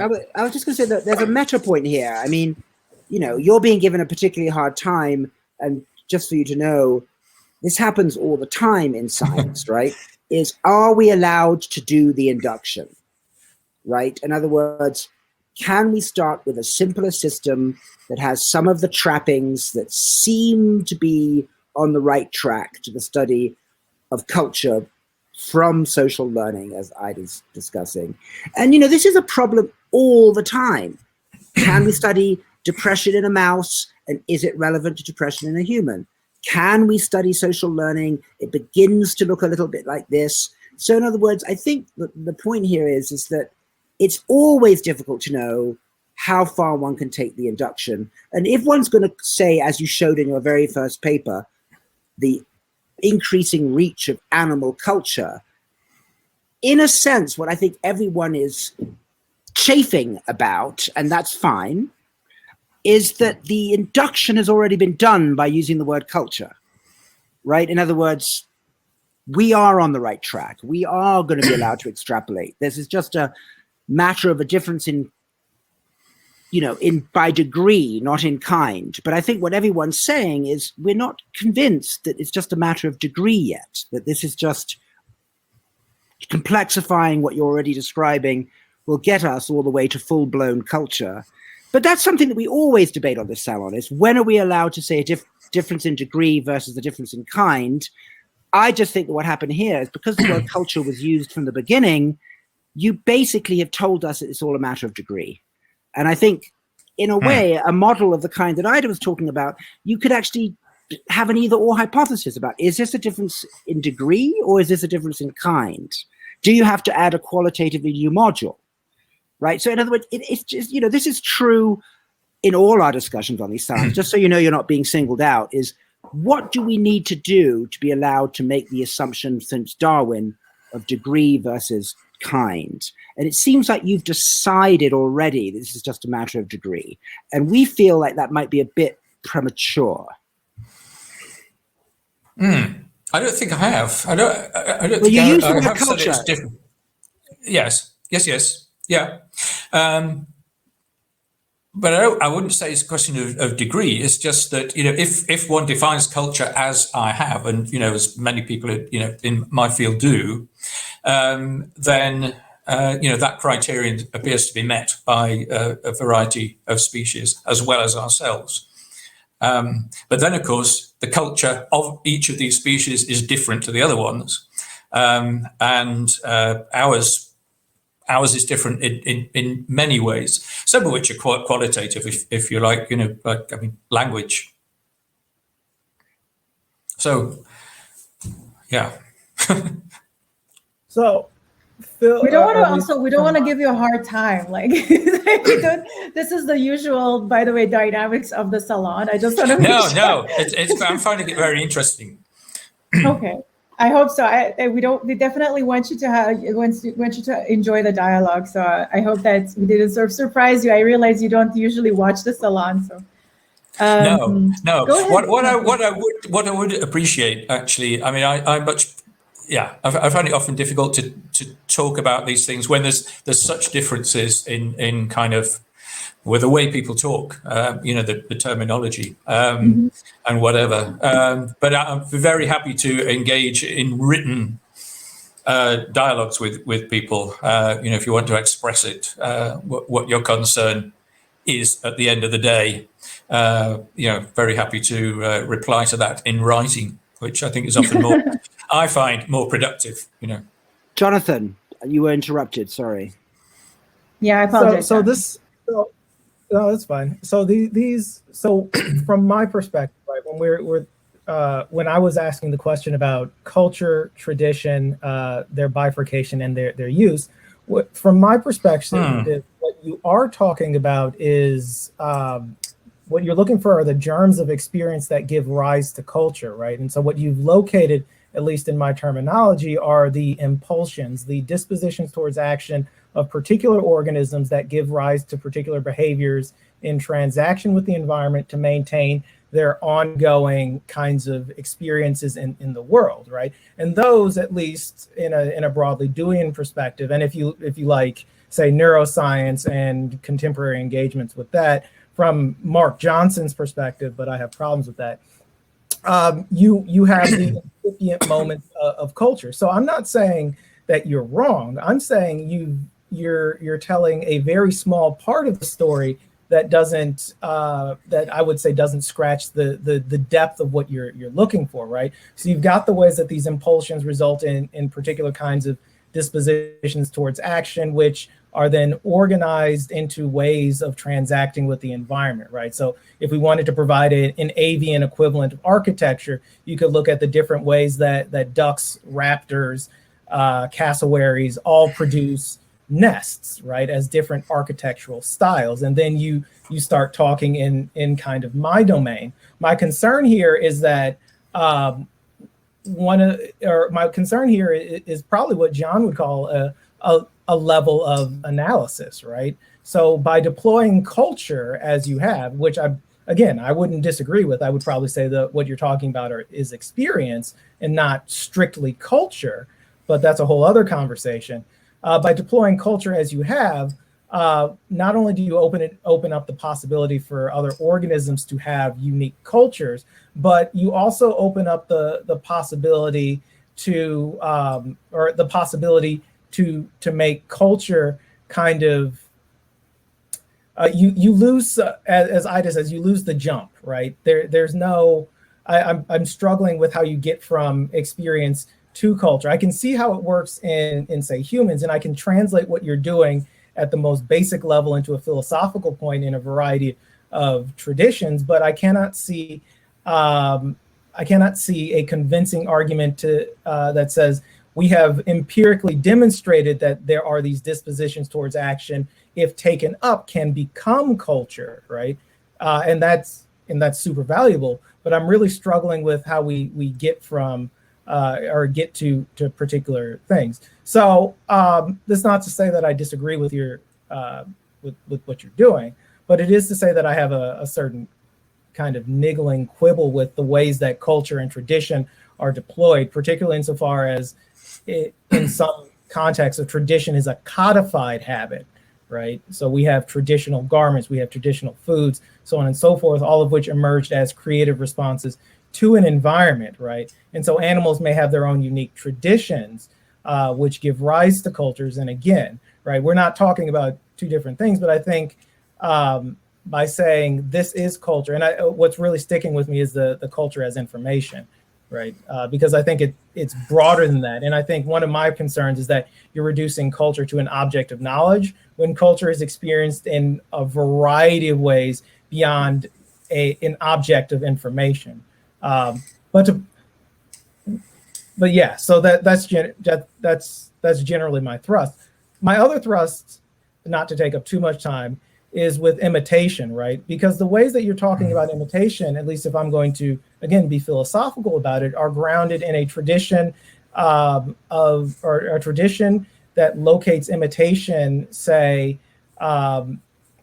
in say the initial Greek concept of mimesis, and then works its way forwards into the broader scientific notion, right? And so, looking at it from that perspective, my concern is that you're dealing with a very culturally defined notion of imitative behavior that I don't think is super valuable, especially insofar as there are other ways of cashing out imitation, say, from the tradition of Japanese drama, right? Imitation is not the mere repetition of an action, but it is the learning of an action so that you can creatively deploy it in unique ways, right? And so I think there's some tension there, right? And I think some of John's questions got to that. How do you resolve the tension between merely repeating an activity over and over and over again that you've seen and the creative deployment of, say, learning that activity, right? So uses of sticks to get at something as deployed across a variety of different kinds of experiences. Well, it seems to me that I'm getting echo. Okay. Okay, I think it's okay. We're gone again. Well, just to take the term imitation. I don't know, that seems relatively straightforward to me. I think, the way that I'm using imitation, and, everyone else pretty much in this field, it corresponds with its everyday use, its everyday term. If you look it up in the dictionary, you'll get a meaning very much like what I'm applying, I think. And that's common through developmental psychology. That experiment I was describing with the box and the stick going in and so on. All these studies of what's called over-imitation, which it kind of obvious is in this context. They're broadly agreeing with that definition. One can talk about various other aspects of imitation, but to me, it's just the everyday bread and butter notion of a child imitating another child is, basically you can recognize the resemblance between what the child watched and what the child does, or the chimpanzee for that matter. All right, thank you, John Flowers. Mihai, do you want to go next? Also, I have to say, Jonathan Flowers, I didn't understand half of what you said, but maybe I will rewatch that part of the episode. I think I kind of got confused at some point about the points, but I will probably go back and rewatch. Mihai, go ahead. Hi. My question is, I think, very related to what John was asking earlier. But, can we predict, let's say, given a group and a set of possible behaviors, can we predict whether or not a certain behavior is going to become culturally ingrained? And what would be the parameters to make a good prediction for this? So is it sort of utility at group or individual level? Do we need to know the species? Presumably we would. Is it context. So whether or not there are enough resources around you, or whether there's scarcity or some sort of adversity, do we need to know how the group members interact with each other? And so perhaps going back to your Meerkat example, like at what point is it seeing the first meerkat that got the stinger off and put the spider, whatever it was, to The scorpion, scorpion, yeah, sorry. Is it like the first time that happened that suddenly started spreading like wildfire? Could we have predicted that ahead of time? Or is it more sort of, it just happens and you only retrospectively can call it a cultural thing, a cultural behavior? So if I may, I'm going to read what you wrote, Mihai. So the same question Mihai had written as, can we predict whether or not a certain behavior is going to become culturally ingrained?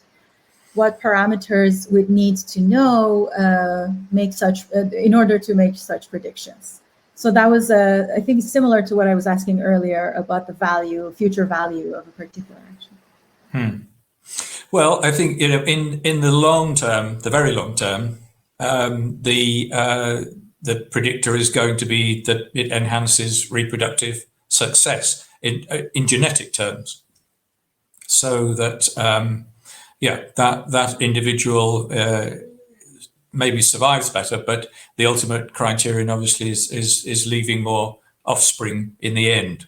So I would predict that with the first time that scorpion was dealt with in that way, the pups survived better, and that individual left more offspring, was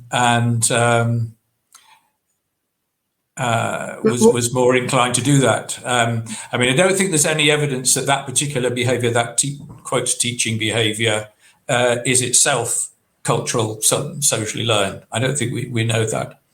But how does, however, when we have behaviors that we know are socially learned and spread across groups and across generations, then the shorter term consequence that we're going to expect, yes, is one of, I think you used the word utility, would certainly be one of them.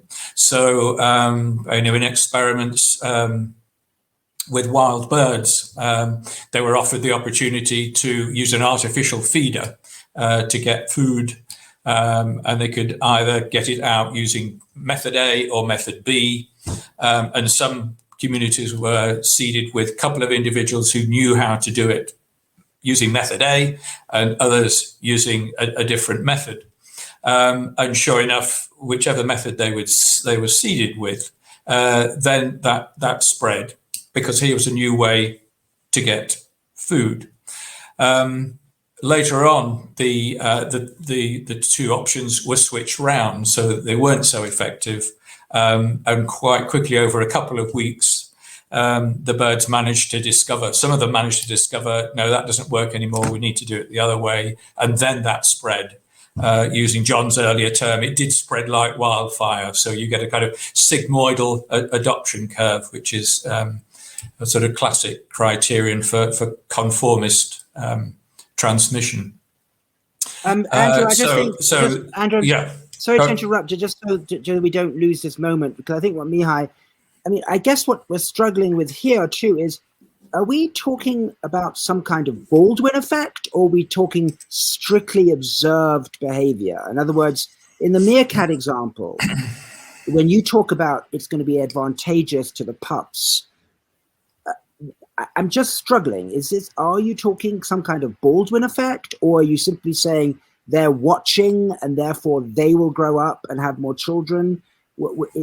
Are we just talking about observation here? Well, part of the question is also, is this sort of a subjective assessment of the utility by the parent, and the parent, so like how does the parent decide that this is a good thing, and then 1,000 other things are not behaviors that need to be taught and passed on? Well, I don't think it is. The parent isn't making those decisions. It's just that that's the way evolution works, isn't it? That those individuals who happen to start doing that for any reason, if that's more successful in reproductive terms, which you can imagine it would be, because the young aren't getting stung by the scorpions, and they're able to master feeding on these. Then that population's going to spread. So perhaps I'm too anthropomorphic in this, but certainly this isn't how we are doing things. We're not just like randomly trying out behaviors, and then whichever ones happen to have an evolutionary advantage are behaviors that happen to be passed on. Like, we have assessments of whether or not we should be teaching this to the child and we shouldn't be teaching the other thing. Right? So... Yeah, but we're focusing on teaching, aren't we? I think, a lot of what I'm talking about is just social learning, where there isn't necessarily any teaching. Teaching is possibly quite rare and a controversial topic in this field. What we're talking about mostly is animals learning by observing what adults are doing, and those who can learn better. For one thing, they're more likely to have better reproductive success. So I think the problem remains. Also, if that is seen to be a useful technique, more productive, then it's more likely to get learned, and that is just one of the examples in that from that big taxonomy I showed you about the social learning biases, which seem to be cueing animals into what are the most the best things to learn about, or best individuals to learn from, and so on. Well, I think that the details in like what makes, what are these biases, what makes something worth learning, as opposed to watching 1,000 other behaviors that are not worth learning, is what I'm trying to focus in on. Can I just try to, so we go around in circles here. I just want to, just so I understand the question being asked here. If you have a meerkat and little baby meerkats, and those meerkats happen to be fed in an environment where they don't have to encounter scorpions, so they never get taught how to take on a scorpion, but they're fed with gummy bears instead, right? And then they grow up to be adult meerkats. Will they teach their offspring how to deal with scorpions if they never observed it themselves? I don't know. I would probably expect so. I mean, I think the teaching. Well, so in other words, that's the issue. Which is it? Is it that they were observed in their own lifetime how to do it, or has it been evolutionarily locked in so that even if they never observed their mother doing it and they were raised on gummy bears, when they themselves have offspring, they will now teach how a scorpion should be eaten? Which one is it? Well, I don't think we know, but I think you're talking here about whether the teaching is socially learned, and I don't. That's another question far beyond. I mean, most of what I wanted to talk about, what I think I have been talking about, and most of the research has been done on, is just the social learning, which is, it evolves to be efficient. So does that mean so when a meerkat watches its mother, it helps it eat a scorpion without a stinger? Let's just lay this out. How is this actually working? So in other words, there's a passed down genetic predisposition to demonstrate or to do that, whatever they do when they come along and rip the stinger off. Will a baby meerkat that never had that happen rip the stinger off for its offspring?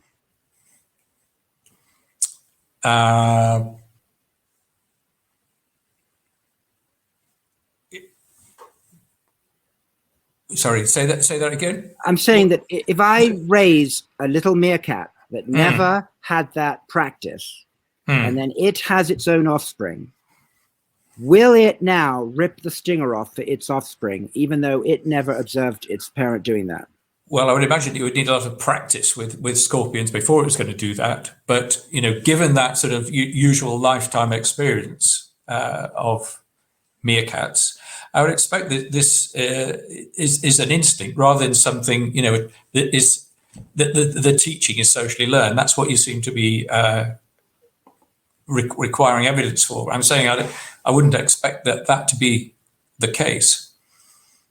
So where did the meerkat's desire to have its little children practice with stingless scorpions come from? Where did that come from in that meerkat? Well, we don't know. I mean, we don't know the origin of lots of wonderfully instinctive behaviors, do we? Right, but I think that to go full circle, the reason I think this is so fascinating is that culture, in its arbitrariness and its strangeness, can be learned within a single lifetime, like that sticking a flower in the ear. Whereas it seems to me there's a difference between, it's unlikely that you're going to epigenetically alter your, Baldwin effect wise and past, flower in ear type of effects. Whereas the meerkat example seems to be more like an instinct that probably does get.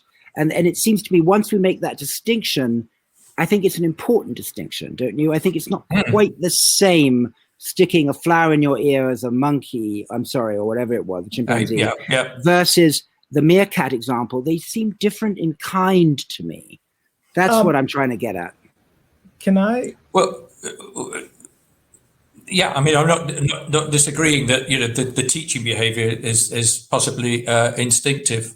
And it's an interesting question. I mean, we've only recently got into even talking about this teaching behavior as, a functional kind of act and documenting it. So it's yet another question beyond that, whether that very teaching behavior could itself be socially learned. I'm trying to think, some of the other examples, like in chimpanzees, where some parents, when the young are termite fishing, the parents will hand over their termite fishing tool to the young. And some of them have quite smart techniques for still managing to go on by splitting the termite fishing tool right down the length of it and then using one themselves and giving the young one to work with. I could imagine that might be something that young individuals would watch and learn and pick up. But I don't think we know that. I mean, I'm just speculating here. Which would be more like, the kind of scenario that you might be more interesting if it were true of the meerkats. I don't expect it is. Can I hop in here just real quick? So if I'm taking Mihai's question correctly, he's looking for the whether or not say teaching is socially learned. If I'm taking that correctly. But one of the things I think we're missing here is that a lot of the things that we do as taught, or a lot of the things that we are taught to do, are developments out of those things that we would call instinct, right? And so to give a human example, swimming, right? Children by instinct know how to hold their breath. It is through culture and teaching that we learn to swim, which involves holding our breath. To give a more animal example, cats, right? And I like cats because I live with one. House cats, right? Cats that are raised typically only in the house tend to learn to get food from, their feeding area, right? They have some instinctual hunting behaviors, but you would not expect them to be a mouser. But cats that have grown up in colonies where mousing is a thing that one does, right, or a thing that a cat does, even when restricted to a house cat environment, will still engage in the mousing behavior, right, as a development of a initial instinctive impulsion. So I think what John is asking is is where that initial instinctive impulsion came from that led to the learned behavior of the scorpion thing. And I think what Mihai is asking is, where's the initial impulsion that leads to the teaching of the scorpion thing, right? So we've got two parallel questions that I'm seeing here, but I think the middle ground here is the ways that teaching is a process of of refashioning the material of instinct of our bodies, of our cultural inheritances to do something, right? Walking is an instinctive behavior that comes as we learn our embodied movement through the world, and then it becomes running and jumping and so on and so forth, right?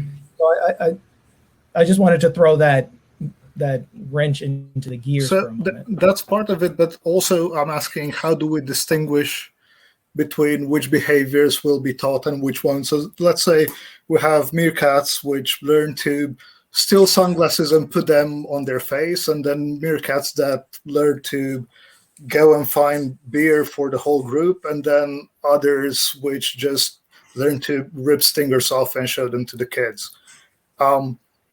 Seeing those behaviors, what do I need to know in order to decide which one of these three will propagate on and be part of the culture of this group? One thing, sorry, I may be going off at a tangent here, but one thing that's occurring to me in terms of where do you see this kind of functional teaching? It's mainly been described in meerkats, in predatory species. So you see it in cats. In fact, domestic cats will often start bringing dead prey, and then they'll bring live prey later on, and so on. So there's a structured sequence of behavior that seems to facilitate the kittens acquiring this skill, and it's been described in cheetahs and many of the big cats and so on. We don't really see much evidence of it in non-human primates, including apes. And it's been suggested is that, well, the reason is that it's perhaps much more selected for in the predators is that if you think about it, what the young have to do is go from being suckled by just going to the mother and sucking milk. The skill you've got to learn to be a meerkat or a cat, a cheetah, is to go and catch and dispatch prey. It's a huge leap. And so what you need is some facilitatory behavior on the part of your parent along the way. Whereas great apes can just start eating a little bit of the fruit that their mum's eating, a little bit of that, a little bit of this, and gradually get better and better just by observational learning. And in fact, there's been quite a big literature on hunter-gatherer peoples that argued that you don't get much explicit teaching. This has become much more controversial recently, and others are coming out saying, no, but it depends how you look at it. They do this, they do that is a bit more like teaching. But there's not a lot of, sit down and I'm going to teach you to make a bow. And of course, hunter-gatherer children can likewise just observe pretty much everything to do with, the gathering and then hunting techniques over the years. So perhaps teaching isn't so essential. But anyway, that's another question. The point is, in the animal sphere, there seems to be that that difference, which is predictive of whether you get any teaching. But I may be going off a bit of a tangent to what you're getting at, but maybe not. Sorry, I'm going to bring it back. So that was very interesting, but it is a little bit of a tangent. So my question was aimed at, given a set of behaviors, how do I decide, how do I figure out which one will be passed on? And I'm happy to continue with the example of something being taught. I'd also be happy if something is transmitted in some other way. But what I'm asking is, given a set of behaviors, what knowledge do I need to have about group context, so on, to figure out whether or not that behavior will be passed on in whatever way?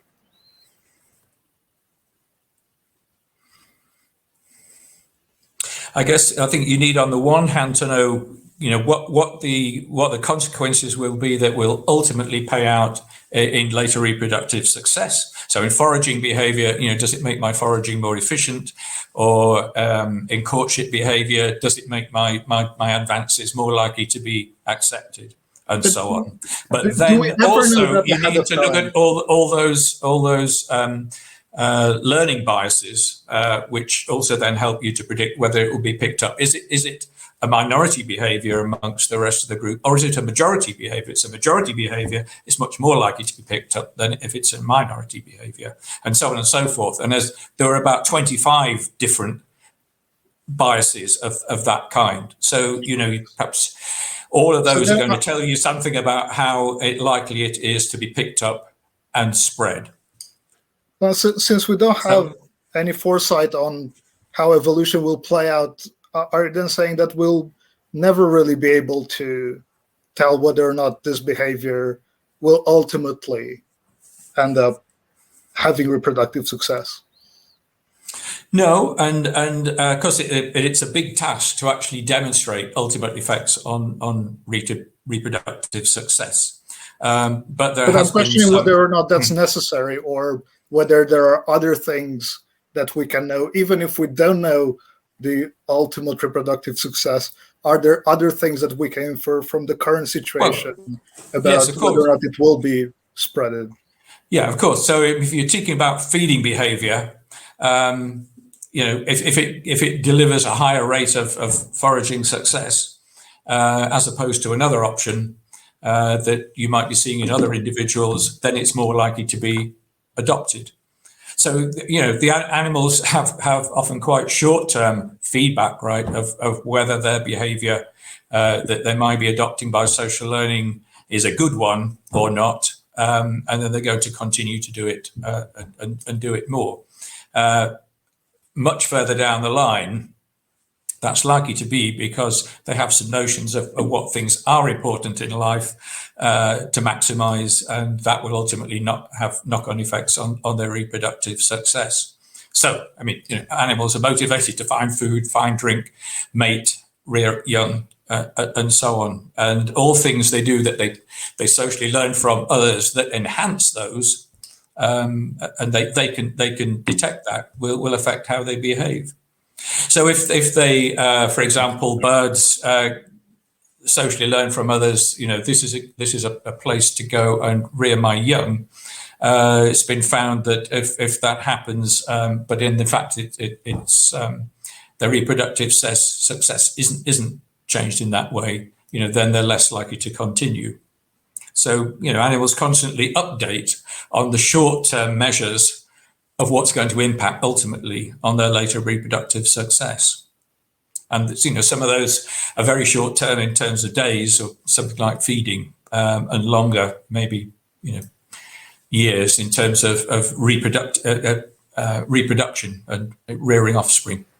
So there's two kinds of learning that seems to be happening that you're suggesting. If I wanted to model what you said, you're saying that there is a learning that happens across a couple of days, and then I realize whether something I can do a credit assignment to what I did 3 days ago for this thing that happened in 3 days. So then I add the value of what I did 3 days ago. So that's model one, which is a couple of days long learning and credit assignment to something that I started to do. And then there is another one, which is, you said, couple of years learning, or multiple years. Maybe I observed somebody who was doing something lived longer than somebody who wasn't doing it, right? So you're saying that there is learning at very high scales of just some kind of reinforcement learning that is happening, so that they can estimate whether a particular behavior is useful or not. Is that what you're saying? Well, yeah. So the short-term ones would be like in feeding. You can quite quickly recognize when you've somehow improved your foraging success over a day or two. Right, but to check how well your breeding's gone this year, you've got to go through a whole breeding cycle. If your birds, you've got to mate, you've got to make a nest, you've got to lay your eggs, you've got to incubate them, and then you've got to try and get your young to fledge. And that may all have gone haywire for various reasons, in which case you'll then take that into account next year, in your breeding choices. Whereas on the foraging example, you might change, within a few days. So in that case, we need long scale and long-term learning in the kinds of animals that can have culture, because in order for an animal to have culture, they need to be able to estimate these longer-term learning ability to estimate the value of this new behavior to keep doing it. So it seems like another implication of your theory, now that we have clarified that this kind of learning of the effect over days or years matter, Now we need to add, maybe we can make prediction that animals that, according to your theory, will have this notion of culture should be animals who have these kinds of long-term learning. Does that make sense? I'm not sure. No, so about that. So the Mihai's question was, what kind of behaviors will an animal choose to pass on? And you said not choose to pass on. They're not choosing to pass on. Not choose. Oh, I'm not using word choose. I mean, however, we're talking. They're choosing to acquire. Yes. Yes. Sure. So, what kind of behaviors will pass on among a particular species? What could predict it?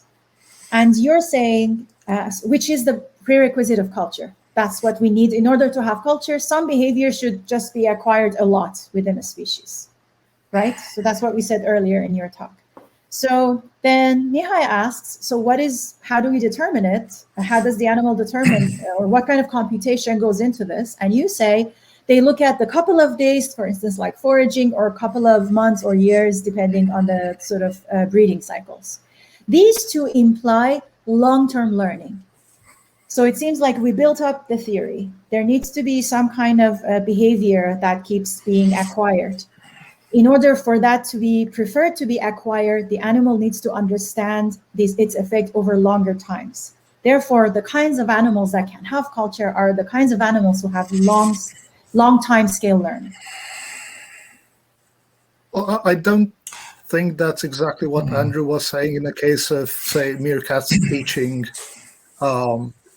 their kids, because the argument, I think, was that even if the individual animal wouldn't have this sort of long-term learning, these biases would get ingrained by evolution, such that they would keep passing on.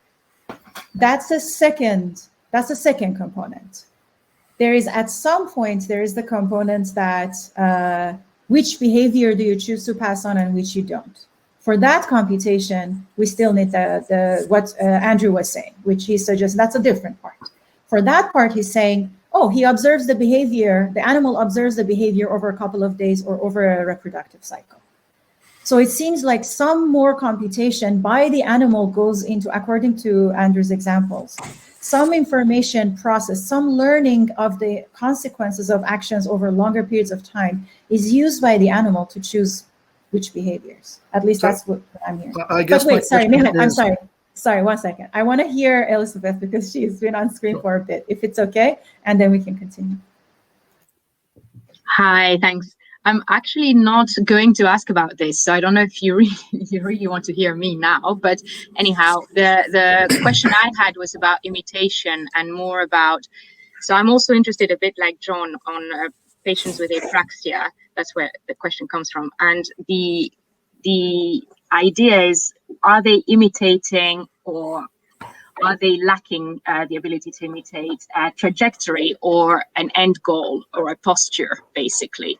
And then that can extend to, is this essentially well, in sort of reinforcement learning terms, a model-based versus model-free sort of competition going on? And what's your observation maybe in sort of animals as to whether the small monkey or whatever who watches who copies their mother or what is actually trying to copy it, the process or the outcome of what the mother is trying to do? Well, certainly the whole point of emulation is they're really just copying the endpoint. But when they start to copy something of the process, that's when we'd call it imitation. So in that one experiment where I put up the sort of complex little graphic schematics of the behavior that a model was using to open an artificial fruit, and then the chimpanzee matched it in various ways. It's that matching that we're talking of the process of getting to the end point of getting this artificial fruit open. And I think that the matching can be done at various levels And that's what we designed into that particular experiment. My colleague Richard Byrne, Dick Byrne, had talked about program level imitation, in which really what you copy is indeed the overall broad program, rather than any details of how each element along the way is done. So if you're watching, how is a Christmas cake baked?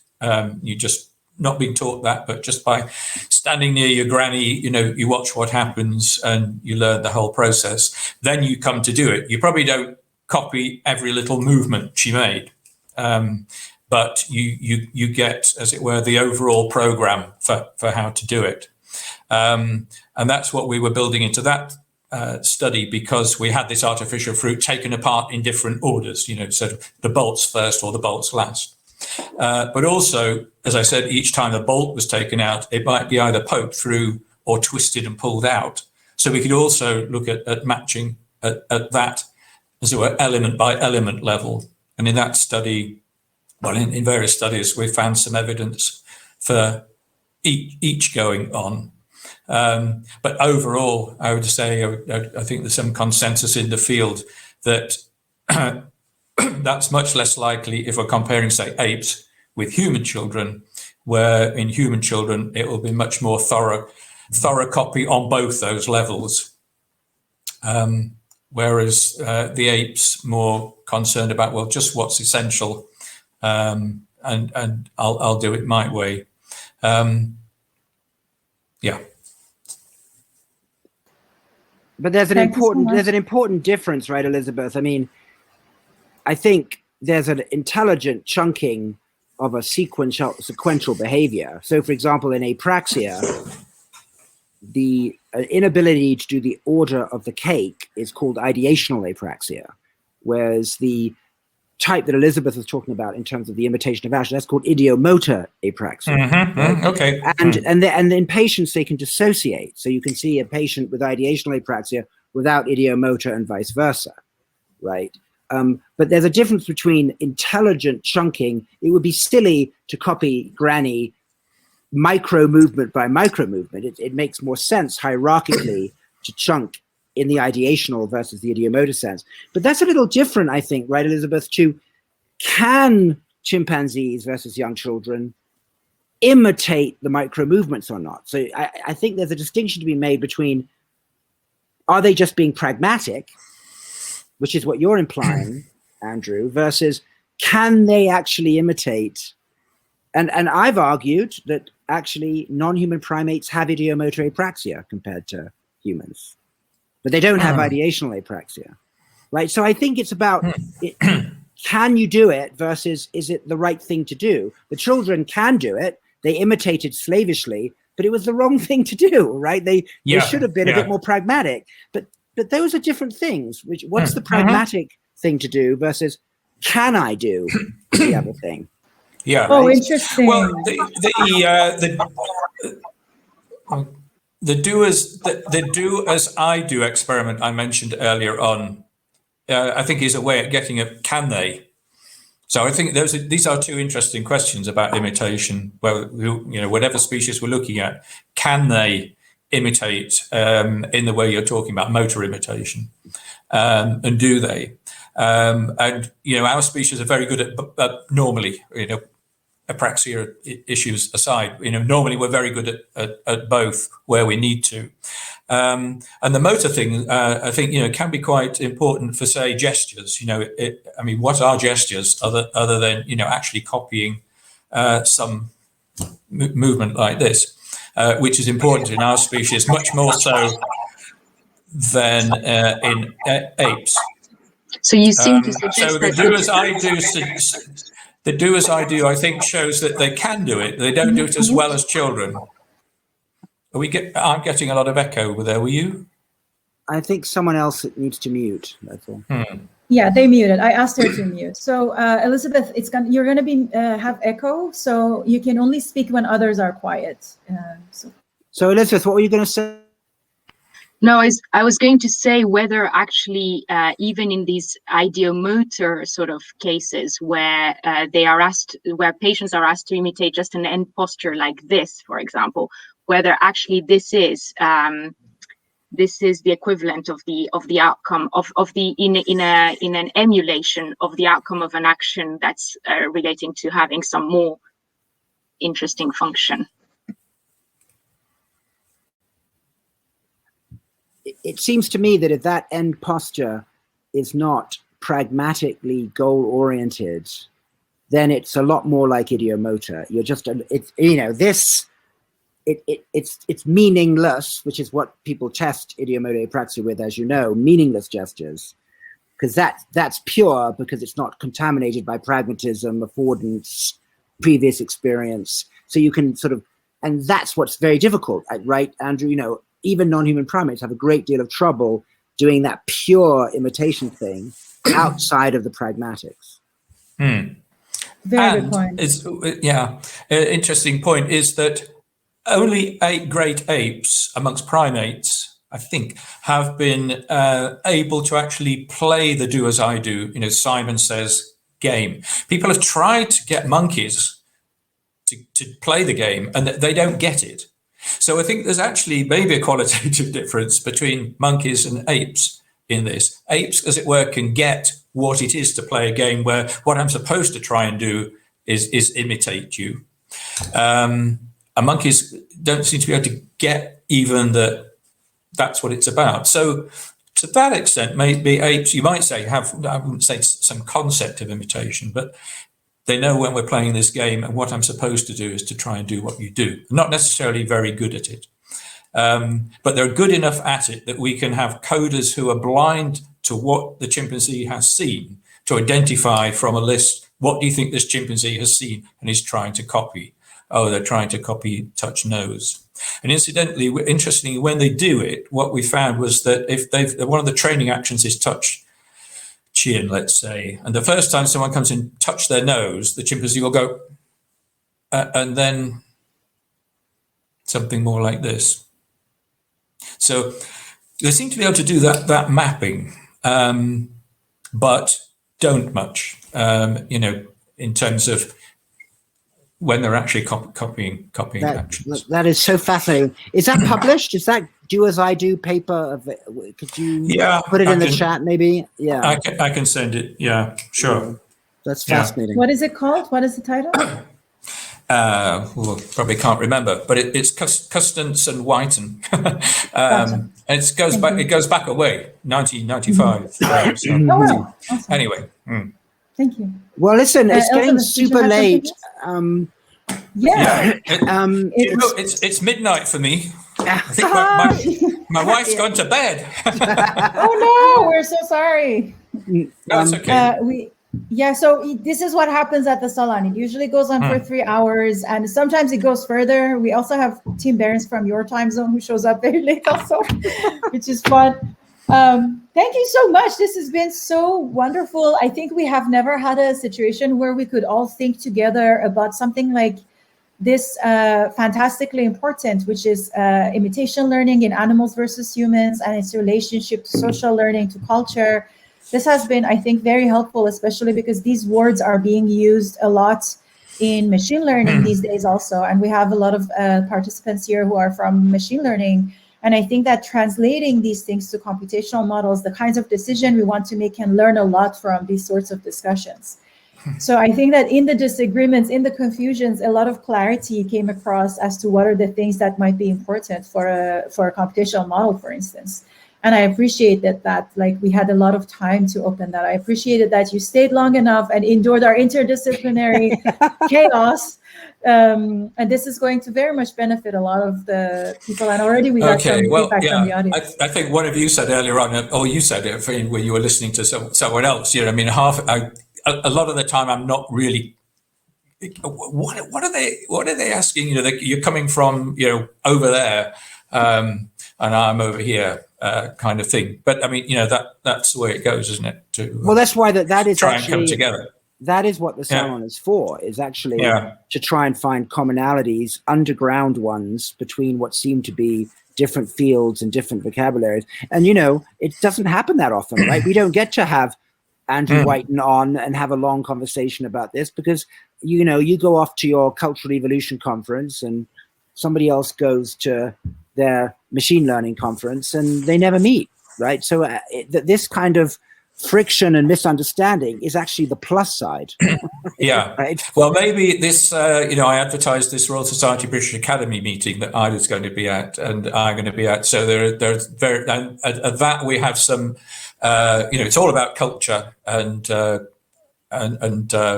culture and collective action.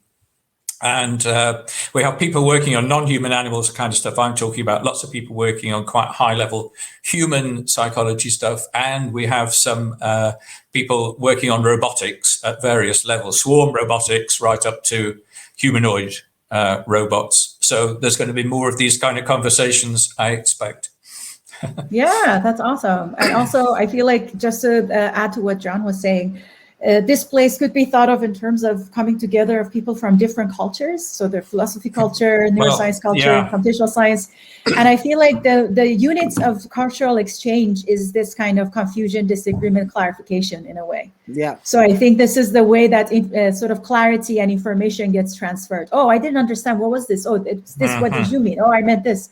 And I think in that exactly the exchange that was happening with Jonathan Flowers, I don't know if he's still here, or other exchanges where there is a sort of disagreement. That's the unit of exchange. Actually, that's how we come to an understanding of what we each of us are saying from a different culture. With that, I want to thank everyone. I want to thank you, Andrew. I want to especially thank Claire, who has helped us in the temporary absence of Jovo.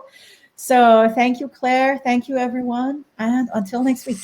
Take care. Bye. Thank you very much, Andrew. Okay, Bye-bye. thank you. Bye. Bye. Bye. Bye.